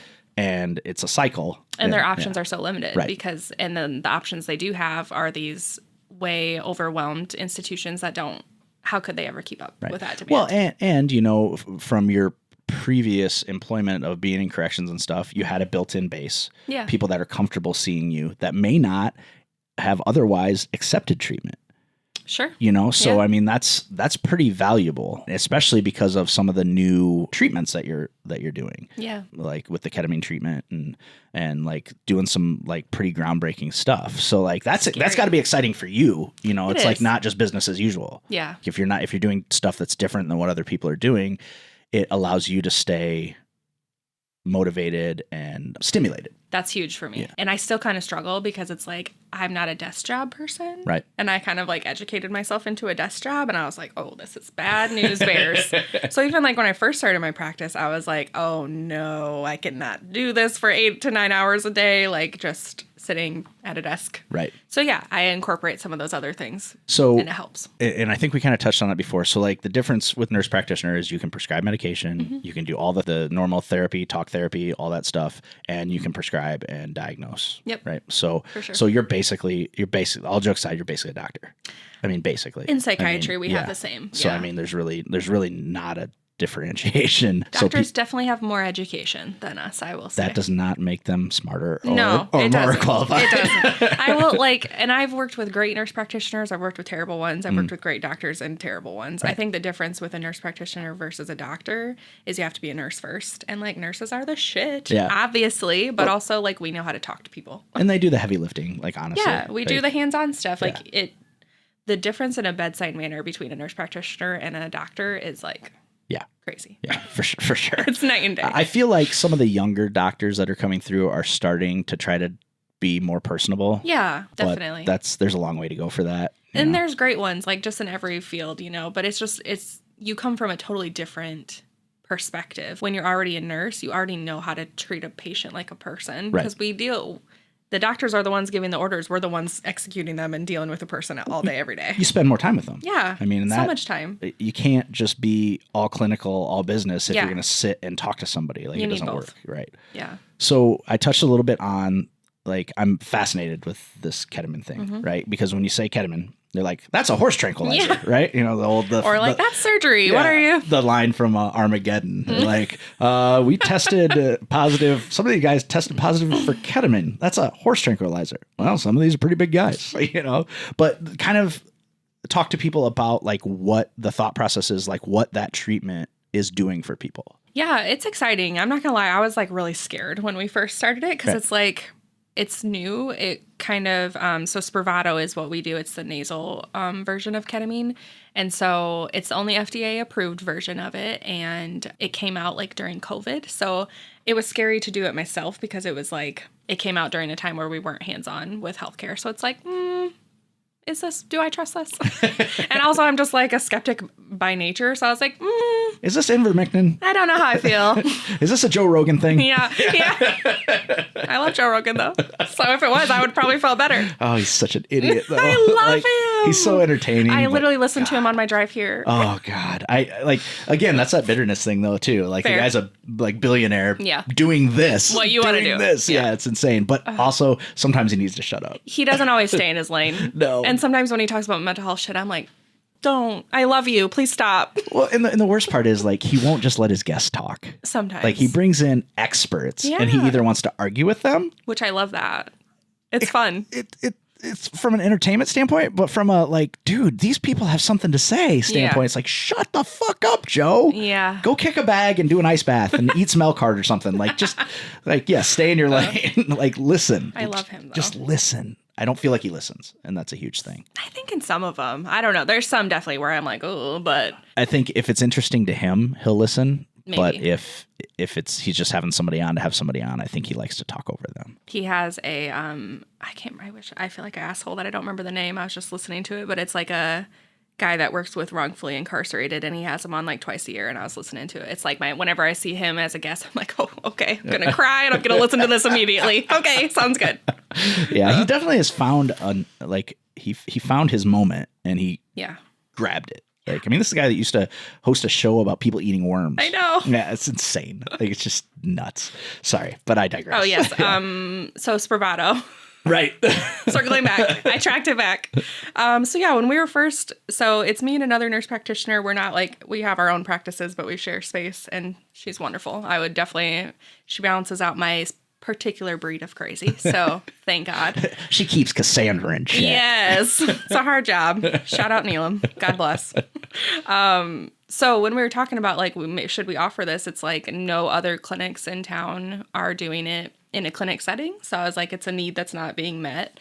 And that's pretty big for me in every area of healthcare I've worked in is let's not reinvent the wheel. So if things are already being met and it's going great, awesome. But there's tons of gaps of care. So what can we fill? So right now you could do it in a pharmacy setting or a hospital setting. And so I was that to me just feels awful. Yeah. If I'm thinking about it, it's if you're going to be under the influence of ketamine, which is going to make you a little sedated and dissociate a little bit, why would you want to be around other people? That sounds awful to me and so overstimulating and scary. And I mean, it must not be that awful of an experience because people do it, but it just didn't sound fun to me. So how did you learn? Do you have to become certified in this particular thing, or how did you learn? Yeah, your clinic has to be. So it's a part of a monitoring program through the FDA. I think it's through the FDA, through some regulating agency. So somebody else is clearly submitting the paperwork on this. No, it's me. Oh, no. It's only me. I'm the only one. Well, the other gal? Yeah, but we have separate practices, so we have to do all our own. I thought maybe she was helping you with your paperwork. We were really just like support for each other. Like, should we do this? Yeah. Should we do this? We're going to do this, right? It's going to be fine. So are you part of a study? No. So the monitoring program, it's called REMS, and it's like you can have there's REMS for other medicines too. It's like just a risk evaluation mitigation strategy. That's the definition. Like if there's a specific risk for a medication, you have to submit data or adhere to certain standards to show that you're mitigating that risk. Okay. So for Spravato, it's diversion, like because it's a very addictive substance. So basically you have to register your clinic and adhere to all these standards and submit paperwork about what happens to the patients while they're there. So what is the goal? Like, what is it treating? Yeah, so it's only approved for treatment-resistant depression. So people that have tried and failed like standard modes of treatment of depression, like our SSRIs and all that good stuff. Those are delicious. I feel like this is weird to say as a prescriber, but I don't feel super confident in SSRIs anymore, especially the longer I practice. I'm just like, the amount of times I prescribe them and they don't work for people is a lot. Yeah. But they do work for some people. I think they're one of those things that they work for the people they work for. Yes. You know what I mean? And that's not everybody. And the more critical cases, like they're a maintenance medication, so it's like they're not like immediate. They're not, and so if you have a pretty drastic mental illness, I think it's going to be tough for an SSRI to cut your issues down enough that you can then deal with them with behavior modification. Like they're very easily tolerated. So therefore they're probably not as strong. You know what I mean? Like it makes sense. And they used to kind of just be our only option. Right. So it was like, you got some anxiety, Lexapro or Zoloft, what do you want? And then that's about it. Right. But I feel like we have a lot more options now, which is good. But so it's treatment-resistant depression. So if you've tried and failed other depression or acute suicidality is the other like indication for it. And the thought process is like, it's kind of, and I tell this to my patients when we're like talking about doing it, like I don't feel like we have the neuroscience to know exactly what's happening. Right. So I'm just like totally upfront about that. The thought process is like with chronic depression, your neuro pathways kind of shut down or you lose some of those connections. And what the ketamine is doing is kind of reopening up some of those pathways that depression has closed. Is it working the same way and allowing, since those pathways are open, allowing them to absorb whatever hormones or brain chemicals that they normally would need? Is that how it's... Is it like opening a door and letting fresh air in, or is it different? I would say so, yeah. So it's like, I think it helps everything else work better too, because you're like reopening those pathways. So you have to be doing other stuff. Sure. One of the requirements is you have to be on an antidepressant as well. And so I think the thought process there is everything else is going to work better. So what are you finding that you're pairing it with as the other antidepressant then, usually? It depends. I wouldn't say there's just one. No. Some of the people that do it that I see are my patients, and some are like referred to me. So it really kind of depends on prescriber preference too. So what's the process? So they come into your practice and they sit down in a comfy chair, I assume, right? Right? Because all your chairs are comfy. Right. So that's pretty much it. Even the ones in the lobby that are just like regular office chairs are pretty comfy. The only thing I don't like is like the lobby is... There's nowhere. I know. But there is I don't think I've showed you this. There's a little space behind the desk that is like our lobby, but it's like back a little bit. Oh, is that where you guys come around to scare me? Yeah. Oh, okay. Is it? Probably. Yeah, the other way. Yeah, it's like right behind the like main entry desk. I'll have to show you, but yeah, it's not any. Well, I'll probably start stealing a room again now that I'm editing. Yeah. So they come in, they sit down in a comfy chair. You said it's a nasal spray. Okay. Yeah. So you administer it, I assume. They do it. They have to be under our supervision. But so before their first ketamine session, we have like a pre-appointment where we go over all the things. So we have like a little practice device so they feel super comfortable doing that and like go over all the things you can't do the day of treatment and all that good stuff. So like what stuff can you not do the day of treatment? Can't eat 2 hours before, can't drink an hour before, and you can't drive. So somebody has to bring you. And so then they do this spray. Mm-hmm. And now is it different dosages for different body sizes and stuff, or is it just pretty much there's 2 different dosages. Okay. It's kind of like again, prescriber preference, but how I do is like the first dosage is like the initiation to get your body used to it. Mm-hmm. I haven't really found that lower dose does anything other than that. Oh, okay. So it's like we do that for the first 2 appointments and then we go right up to the next dose. So now they go up to the actual dose that's going to make a difference, right? So they take that. What happens? So it's kind of like an intensive treatment protocol. Like you're coming twice a week for a month and then you're coming once a week for a month. And then after that, we kind of just feel out how you're doing, whether that continues once a week or we go to every other or whatever that looks like.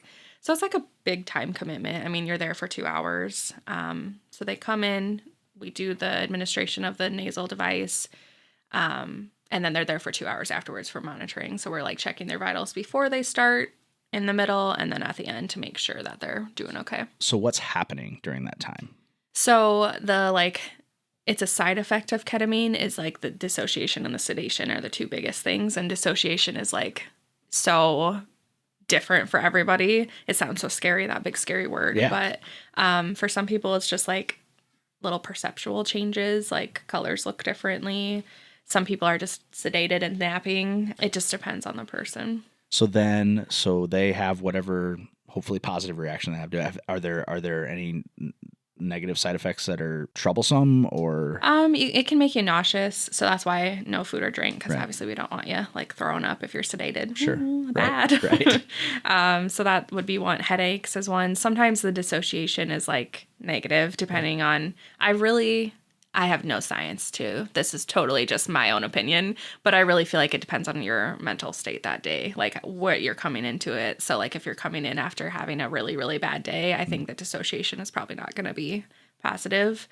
So we try to I talk with my people that day, just like, where are you at? Like, how are you doing? What's going on? And even like, if it is something really big has happened, then maybe today is not the day to do treatment. Right. Have you seen any extremely negative reactions? Not much. Like really, I was very nervous for that. Like when we first started, I was like, oh my God, I just want to sit in here with you the whole time and be super creepy. But no, it's really, most people tolerate it really well. There has been a few like anxiety reactions, but nothing super intense. Because I could see where that would be like, I mean, especially because of the environment that your practice is in, like where it could be a little scary. Yeah. Like it's just us in here, you know, whatever. And you don't really know what's going to happen. And you have to count on them being honest with you about what their day has been like too. Yeah. Which I think like that's part of why it's not like you meet once, or it's not like the first time I meet this person, we're doing a ketamine session. Cause like you have to have that relationship rapport, which that's important to me anyway in my practice. But yeah, you have to have some kind of connection. So there is that trust both ways. Right. That makes sense. That makes sense. So you said you don't 100% know where it's going. How long have you been doing it now? A year. A year? That's crazy. And is it something you think that you're going to stick with? Has there been enough positive? Yeah. It's been like I would say, and I cannot say this about any other medication I prescribe, I would say everybody that has done this treatment that I have treated has had some positive response. So that was going to be my next question is once they leave, so the 2 hours is up and they have to have someone drive them home, right? So then what? Like, how does it continue to help them throughout the next 2 weeks or whatever? Yeah, and I feel like that's where we don't have like the science to know. I mean, like it's not, it's those pathways that are reconnecting in your brain, and what that looks like, I don't know. Someday we'll know. Is the goal that it is still helping them over those 2 weeks, or that it's the immediate relief of the treatment? It's both, I would say. But like the reason that when you're first starting treatment, it's more intense, you're doing it twice a week for a month, is because that's like the initiation. You're trying to, it's almost like pushing down those roadblocks. Like if a road is closed, you're pushing down the roadblocks to get the cars through. That's like the initiation.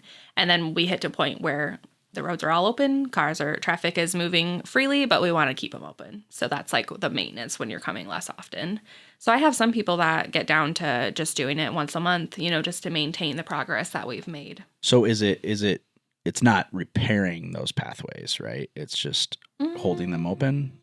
Because I feel like I don't know enough to say. Well, and my understanding is that like the brain and the spinal cord are the only two things that once they're quote unquote damaged, they don't heal. I think it's, I would say the pathways are not damaged enough to be, like, it's not like brain damage. Sure. Okay.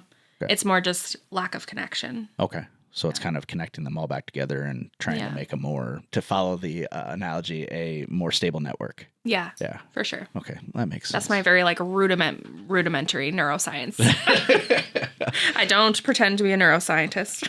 So running down everything we've talked about, tell me one thing that you were surprised overall, whether it's in your life or your practice, that you thought 100% was going to be successful and just wasn't. And it surprised you that it wasn't successful. Hard question. Like in my work? Anything in your life. This sounds so gross, but I'm like, I don't know. Has there been things that haven't been super successful? Wow. I hate myself for saying what's that. What's it like to feel like that? I mean, I don't know. Well, so basically, like, what was something that failed and surprised you? Ooh, that's a good way to... Failed, same thought process, but failed and surprised you. Well, I guess, like, when I was doing community-based work, the whole reason I got my NP is because I felt like there was, like, a failure of that system that I was working in. Sure. So that was, I don't know that I was surprised that it failed because it was awful working in it. Right. But I ultimately had a patient that committed suicide, and that was like life-changing for me. It was awful. Yeah. And so when that happened, I was like, I felt like working in it, I already knew, like, I'm just in a system that is failing, and I'm just part of it because I'm working in it. That doesn't jive well with me. But then when that big event happened, it was like, I really reflected back on all the things that we fucked up and ways we failed this one particular individual. And it was just like so disheartening and sickening. And I was like, fuck you, I can do it better. So got my NP. Literally purely out of spite. So that actually brings up an interesting topic is, and you can tell me to go fuck myself if you want. And I will, you know. Yeah, I know. Do you see somebody? Yeah. Good. I actually just got reestablished with a new person. Good. Yeah. Like one time. I've seen him one time.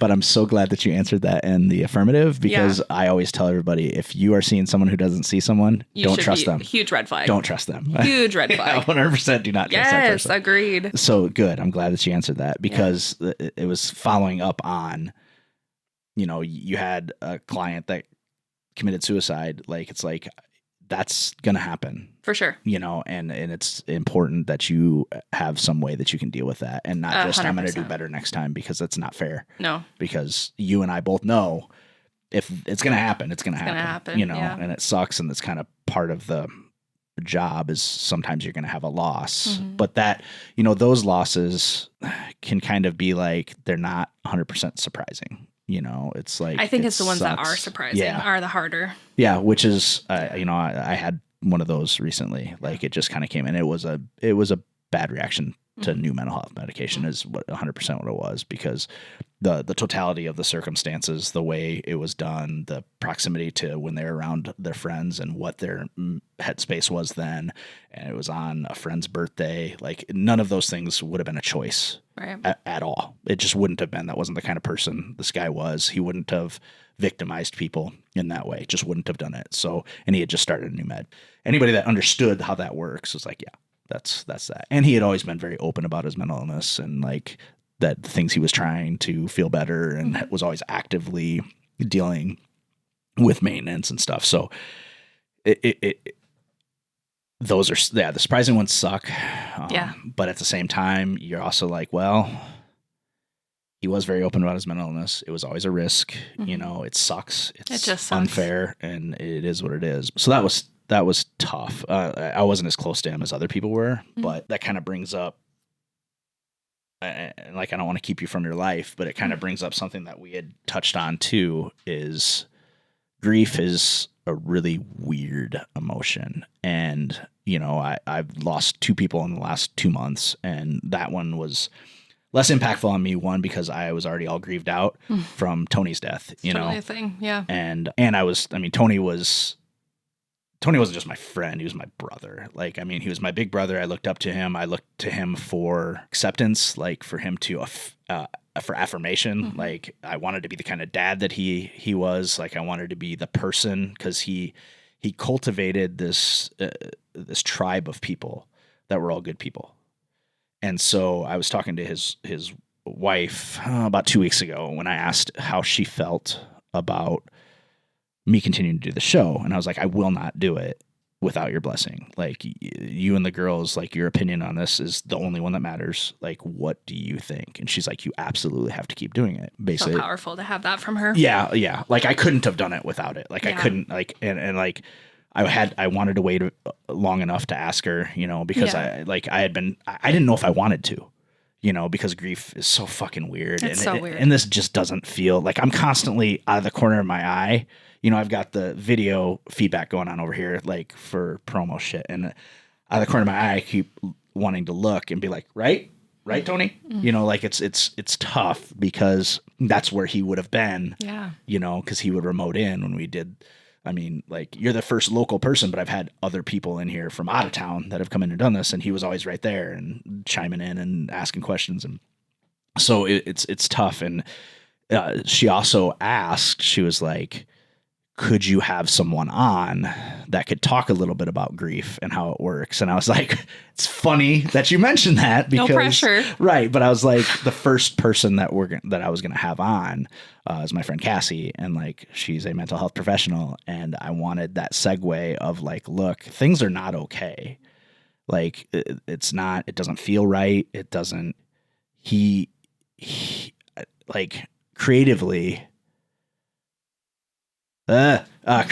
like, nobody has ever really believed in any of this. Like, this has just been my thing, like, this has been my thing that I do for mental wellness. It's been my thing that I do to be creative, because working for the corporation I work for is not a creative job. It's just like time to make the donuts, and so I've done this when I stopped doing stand-up, when I stopped doing theater. Like, this has been the constant in one way or another, like, not this show specifically, but my old show and my YouTube channel and stuff. Misinformation Productions, we do whiskey reviews and stuff. It's fun. But shameless plug. Yeah, shameless plug. But so, this has been my creative outlet, but at no point has really anybody been like, wow, you do really good work. You should keep doing this. Like, this is what you should be doing, except for Tony.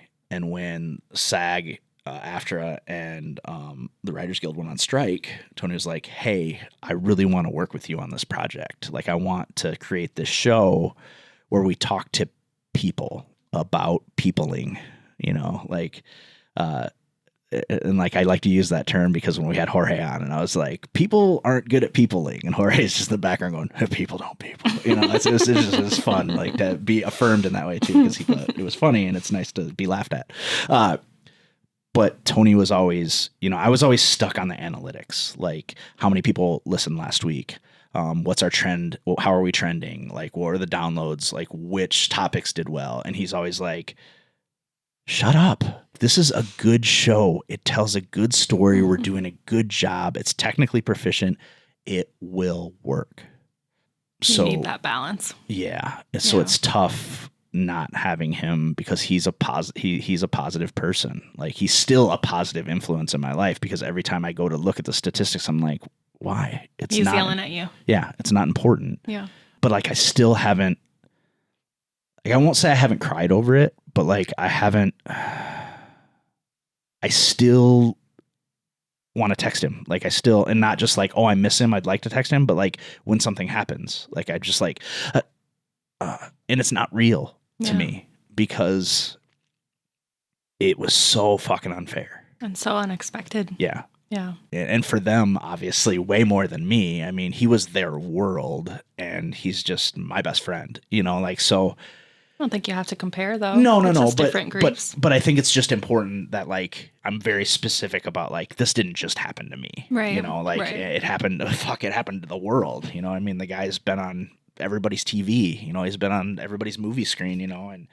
And everybody lost this guy. And so I think that's one of the reasons Reagan wanted me to talk to somebody about grief, because it's like, how the fuck does everybody, like, how does, like, why,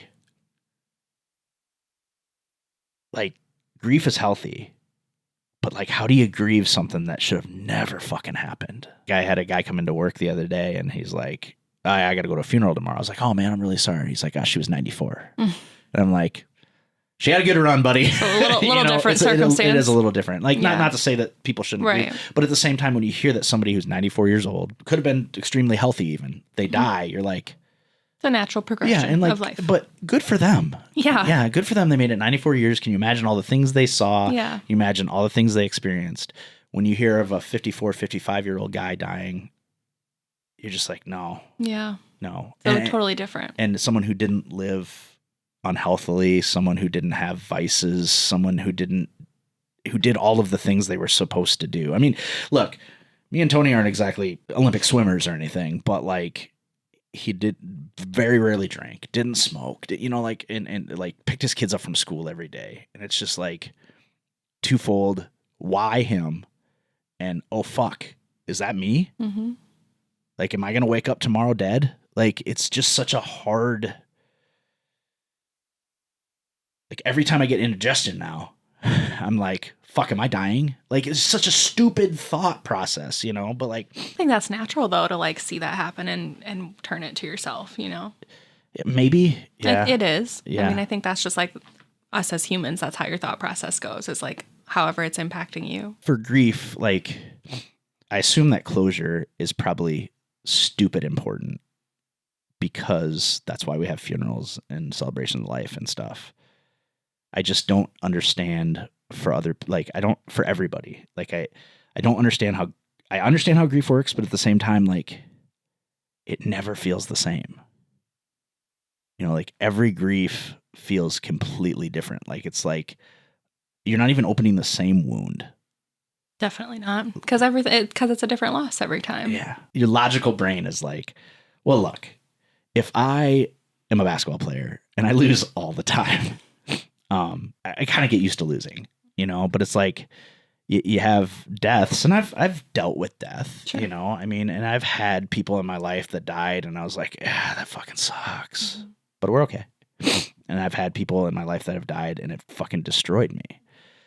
And I just worry about people and having to deal with such an unfair thing.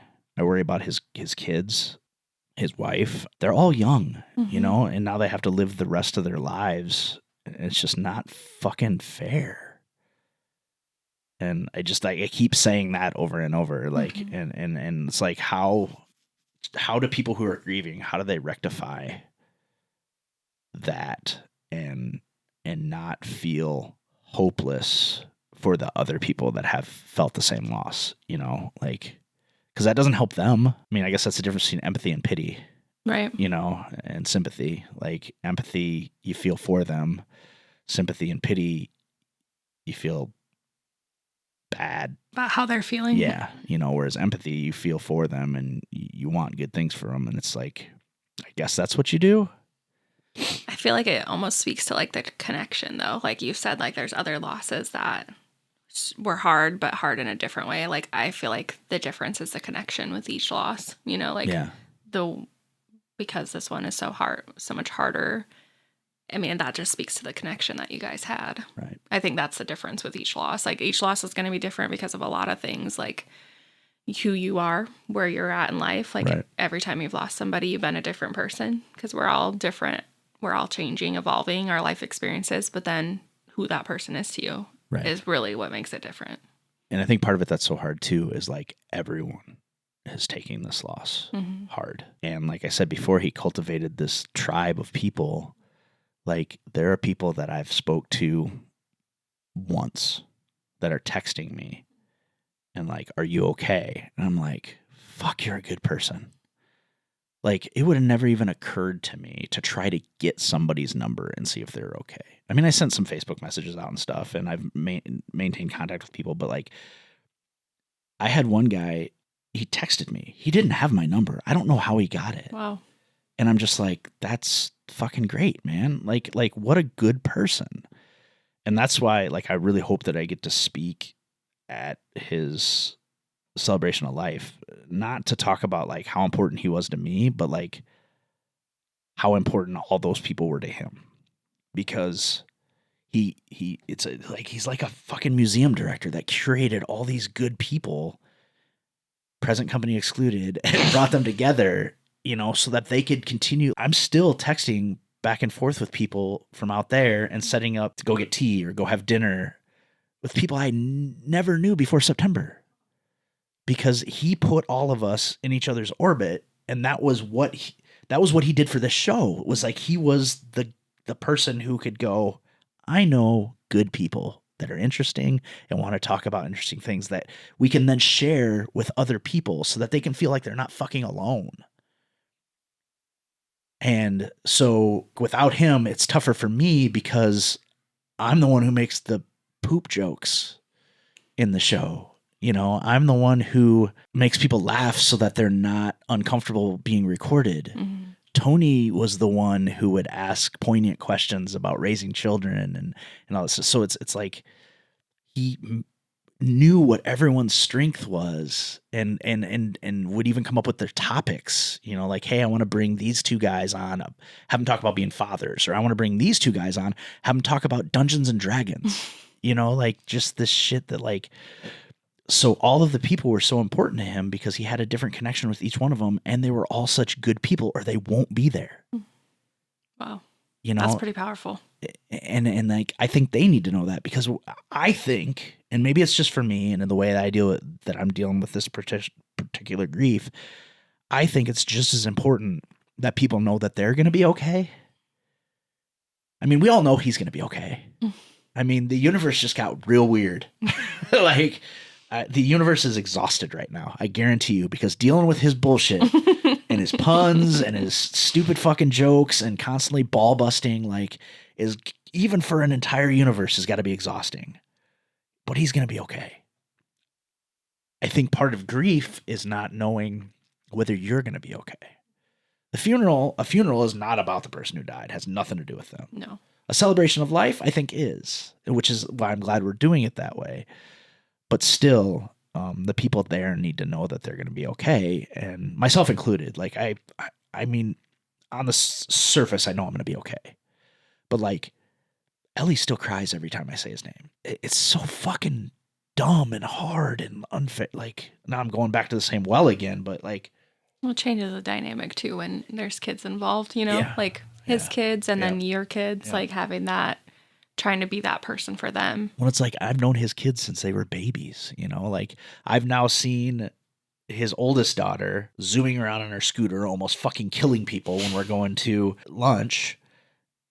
And now the last time I went out there, his youngest daughter, who is Ellie's age, is on her bicycle, almost running people down on the sidewalk.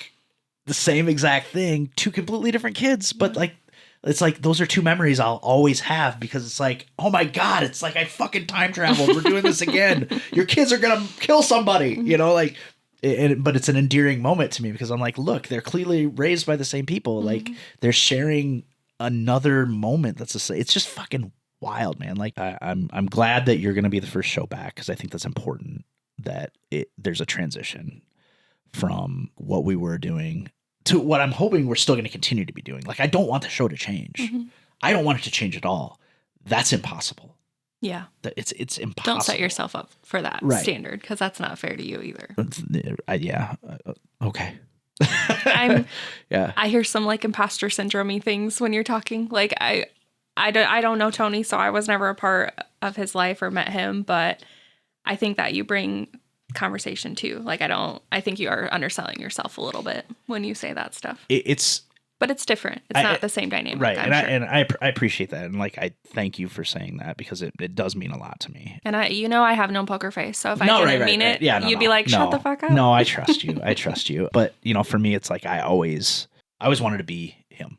You know what I mean? Like, that was my sights were set on, like, that is a guy who's doing what he wants to do. Sometimes he was successful, sometimes he wasn't. He always took it with grace and dignity, and he was a good dad. I was at his house in September, and it was so fucking quiet. And I'm like his kids were quiet? Yeah, I was like, what's wrong? What's wrong with your kids? What was he slipping in the water? Yeah, pretty much. I was like, what's wrong? And he's like, what are you talking about? I'm like, it is so quiet here. What's wrong? He's like, it's always like that here.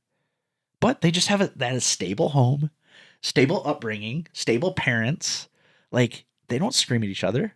I'm not saying they don't have disagreements, but they handle things appropriately. Like watching him, I'm doing douche quotes right now, discipline his kids was simply a conversation with them.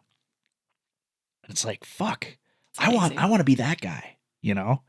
And when he was here, I always had his guidance. Like I could ask him questions, or at least I could just watch him model the behavior.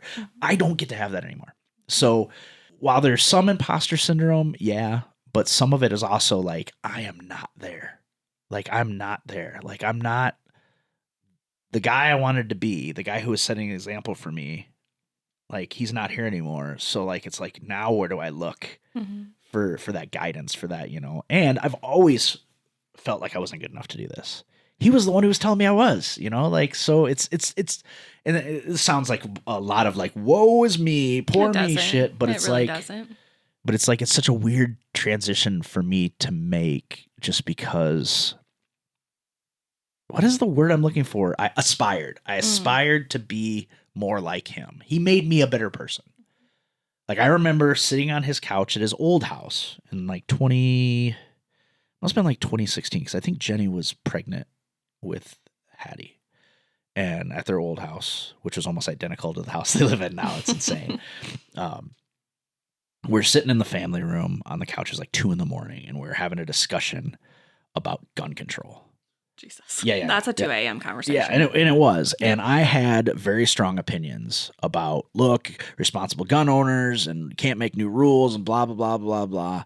And he was just like, what is wrong with you? You are too smart to feel this way. Listen to me. Like this, and this. Completely changed. People can't do that with me. No. Completely changed my outlook on it. It's like, yeah, something's got to change. Like, we can't keep saying, like, it's not the gun, it's a person. Like, okay, yeah, but that person without that gun can't fucking kill 22 kids. You know, but I couldn't get my head wrapped around it until my big brother sits me down and goes, hey, stupid. Like, you know that what you're saying is bullshit, right? Like, you know that you're just trying to defend a thing because you think you're supposed to. Like, and I was like, shit. That's pretty powerful because people can't change your mind. No. On anything. No. I feel like I have tried on several topics and been unsuccessful. I think you've been a lot more successful than you know. I think. But that speaks to your guys' relationship. Yeah, 100%. Huge. Like because like in the moment to recognize that? Yeah. What? Oh, it didn't happen in the moment. Oh, okay. No. It took a little like, I had to digest it. I had to digest it, but it happened pretty quickly thereafter. Wow. Like, I mean, like, I'm not going to give him too much credit. All right. Okay, I'm not going to be like, he was like, change a kiss, mind a kiss, and then it was done. No. That didn't happen. But it did happen. Yeah, it 100% did happen. It was because of the conversation I had with him. And where I would always get on him, though, is like on the internet, he would argue with people. I was like, dude, fucking stop. Like, you're not going to change their mind. Granted, you did change my mind, but you're on the internet right now. You're exhausting yourself. This guy's a total asshole. This guy is like, maybe some kids gotta die for us to keep our liberties. And you're like, what the fuck? Yikes. What the fucking fuck? You know, like, but those, yikes. I mean, he's originally from a small town. So like, there's some small town mentalities on Facebook that would bleed over. Whatever. That's a story for another day. But anyway. So yeah, so it's having the aspiration, and I can still, I guess, have those aspirations, but like the guidance isn't there anymore to get me there. You know, like every time I would fuck something up, he would be the first person that I would text, be like, "Would you believe what I just fucking did?" You know, and I don't have that anymore. I don't have he was the most reasonable person in my life, aside from my wife, and she just is overhearing about it sometimes. So like, he could talk me down pretty easily and just be like, dude, it's not that big of a fucking deal. Like you'll fix it. Like whatever. Sounds like he had faith though in your abilities. Like I think that's pretty big too. Like I like to think so. He did. Yeah. I don't know him. I never met him, but otherwise he wouldn't have done this with you. Right. I think so. Yeah. I think. Yeah. And I think it was going to continue, you know, I mean, like we had a plan, you know, and like we weren't stupid, like we wanted to make money with it, you know, like that's that's natural. Yeah. It hasn't in any way, shape, or form. Though. Yeah. It's fresh. Yeah. So, but at the same, like we had a plan, and he convinced me to do things that I had never done before, like to take a risk, to spend money, to, you know, fly out there, to like, I mean, like all these things that I would have never done, because then I could blame it on the fact that I hadn't done that. You know, like I'd be like, well, this would have been successful, but I didn't fly out to LA, like, because that would have been dumb. That would have been irresponsible. Now, if this fails, before I could just be like, it was just a failure. And now I'd be like, it would have been fine if he was here. You know what I mean? Like it's going to be tough. Yeah, it's a different layer of pressure. Yeah. So, I mean, but he got me to do, and I'm thankful for that. I really am. I'm thankful that I got to see him in September. I'm thankful that every time we said goodbye, we told each other we loved each other. Like, I'm thankful that I don't have any regrets as far as the way that we interacted. I don't have to regret any of that. And it has taught me how I should treat other people in my life, because who fucking knows? Yeah. You know, like, who fucking knows? And I had a conversation with another guy from college. He lost 2 people in the last year, and he just reached out to me. He's like, I miss you, dude. Like, we saw each other. I was with Tony when we drove cross country, and I stopped in Colorado and saw this guy I hadn't seen in 20 years, you know, and he's like, I miss you. We need to get together, and we need to figure out some way to hang out every so often. And hearing that from this guy who was like, not an emotional person. I mean, I take that back. He'd get really emotional about like getting down on himself and stuff and being frustrated. But like, as far as, I don't want to miss out on any more life. I don't want to miss out on any more people. I lost these 2 people. I'm thinking of the people that are important to me. And I'm thinking of you as like, fuck, you know, like fuck, you know? But then after this happens, and then I lost the second guy, I texted him right away. I was like, I get it now. I get it. I'll see you in May or June.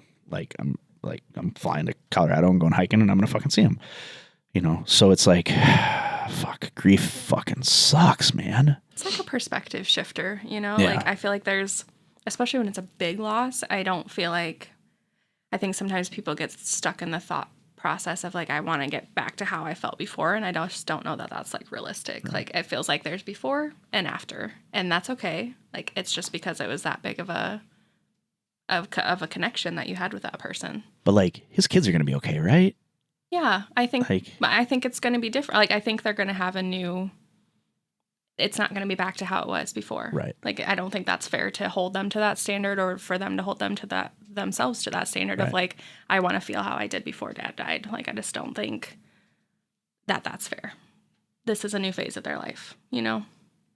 Right. Like, and I feel like I could sit here for the next, I mean, we've already been talking for almost 2 hours. Like, I feel like I could sit here for the next, like, 6 hours and be like, and why did it have to happen at Christmas? And why did this? And why did that? But it's like, I feel like if you go down that rabbit hole, then it just turns into like, the universe is unfair party. And then you're just going to blame everything for making it worse. And it's like, but you have to feel that anger too. Yeah. You know, like, that's part of it. Like, of course it's okay to be mad. It's not fair. It sucks. It fucking sucks. Right. But no matter what the circumstance was, you could go down that rabbit hole all day. You know, even if it wasn't around the holidays, it'd be like, well, why was it a nice day today when this happened? Right. Why do I have to remember it? My grandma died on St. Patrick's Day, and so I don't do St. Patrick's Day. Like, it's just like, it's also a stupid holiday. Like, it's just like, amateurs. You know? We'll agree to disagree. It's one of my favorite times of year. But it's like, I can get blackout drunk in my basement, as evidenced by a couple weeks ago. But it's like acceptable in public that day. Yeah, so. I suppose. Yeah. So it's just, it is what it is. I hope that this conversation about grief, I hope it helps people. Like, I hope it does justice what Reagan wanted us to discuss. I hope it wasn't just too much me saying how sad I am. I don't think that at all. And I'm here living it, so I would have cut you off and like, okay. I mean, he has a fucking snot rocket hanging out of his knees, but other than that, he's in pretty good shape, folks. I think that snot's more about other people than it is about him. It's probably not. But I thought closure. I thought that was an interesting like word that you brought up earlier. Yeah. Because I think that's like something with grief people really like look for a lot, is just like, how do I find this closure? And I think that looks really different for everybody too. Yeah. So I feel like that's an important takeaway with grief, I guess. I don't know if that's the right word, but it's just like that closure is going to come differently for everybody. And does it, I mean, like, and this is obviously could very easily be a question you can't answer, but like, does it have to come? Can you leave a grief situation without closure and still be healthy? I think so, because what does closure even mean? Like, I don't think it's ever going to be like, oh, this never happened and I'm fine. Right. You know, I think what's healthy with grief is letting whatever your emotions be what they are, experiencing them, feeling them, And however you have to process that in a healthy way that isn't self-destructive right. or not processing it, great. And grief isn't like a linear progression. So it's not like, oh, I have closure, this book is closed, and I'm fine forever. Like, no, there's always going to be triggers or things that bring back those memories. But I think, again, that just speaks to the connection. Like, because that connection was so deep is why those memories are always going to be there. Well, and I think it's important, too, that people understand that anyone who tells you how you should be feeling is not somebody... You better run. Yeah, like, that was a conversation his wife and I had very early before he died, while he was still in the hospital and not awake. Because, I don't want to... it's not my story to share, but, like, one thing I did tell her was, like, look, no matter what decision you make, we all support you. And anybody who questions any decision that you make, one, doesn't know you, because clearly you're doing it for what you are sure or at least believe to be the right reasons. And you don't need those people in your life. Mm-hmm. Like, if they're going to question the decisions you're making about the husband that you clearly fucking love, the father of your kids that is a good dad, and that if they're questioning your decision making, they don't know you. And like, you should be able to feel however the fuck you want to feel. Especially in those pivotal moments of your life that are like the hardest times. You need the people around you that, just that unconditional support. It's it's already unfair enough that you have to make the decision of when this thing ends. You shouldn't have to justify it. No, shouldn't allow people to decide whether you made the right decision. Whatever decision she made, we were all going to support her. And I think that his friends are continuing. The Felds have done such a fucking admirable job. They've just been such great friends to them. They've been there.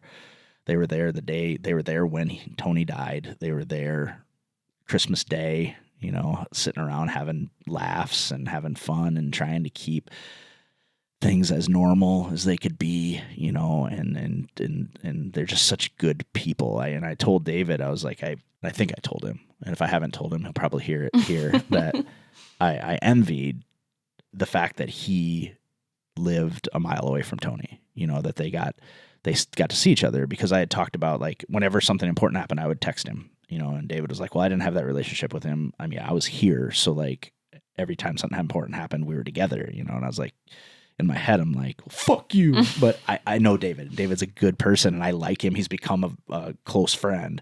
So I'm just like, I envy that. I envy that he had all those years, and I had visits. He had years. Like, and I envy that because it is fulfilling, So, but, there are a lot of people, they have a great support system. Somebody asked me if I was going out when it happened. I was like, no, that's not how I choose to remember him, and two, they have support. Like, they have people, good people around them. Yeah, it was really, really was. Just really good people that stepped up and did what they could do to make it a less shitty situation. It's like, they don't need me out there. Would they have appreciated me? Yeah, they would have 100%, but like, they didn't need it. And I needed to save it for when I needed to go out, and I need to be there for this. So I don't feel good. My tummy hurts. I have that effect on people. I do that sometimes. But I just felt it was important to bring up this conversation, not to abuse your friendship. And I'm not a grief expert. I prefaced with that before I even came here. But you do have an understanding, and you have insight, even like... I feel like I can just hold space for that too. Yeah. Like, that's something I do feel like I can say I do well. It's like, whatever is going on. Yeah. We can sit in it together. Yeah. Well, and you've always been really good at letting me, like, talk things out and, like, figure things out, like, when we're talking about something frustrating, and allow me to go, oh, maybe I should do something else. Maybe I should maybe that means this, like, which is probably why you're good at your job, because a lot of times people solve their own problems. That should be the goal of any mental health professional. Yeah. Like, I'm not in the profession of giving advice most of the time, unless I'm like, well, that's gonna really hurt you. Maybe stop the cocaine. Yeah. Maybe I don't even say that usually.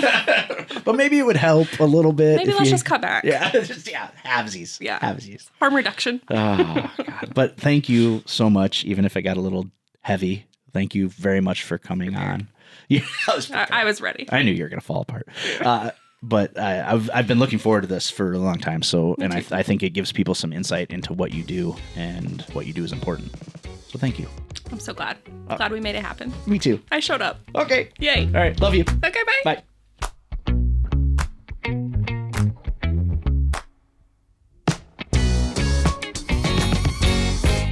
Tony Forsmark.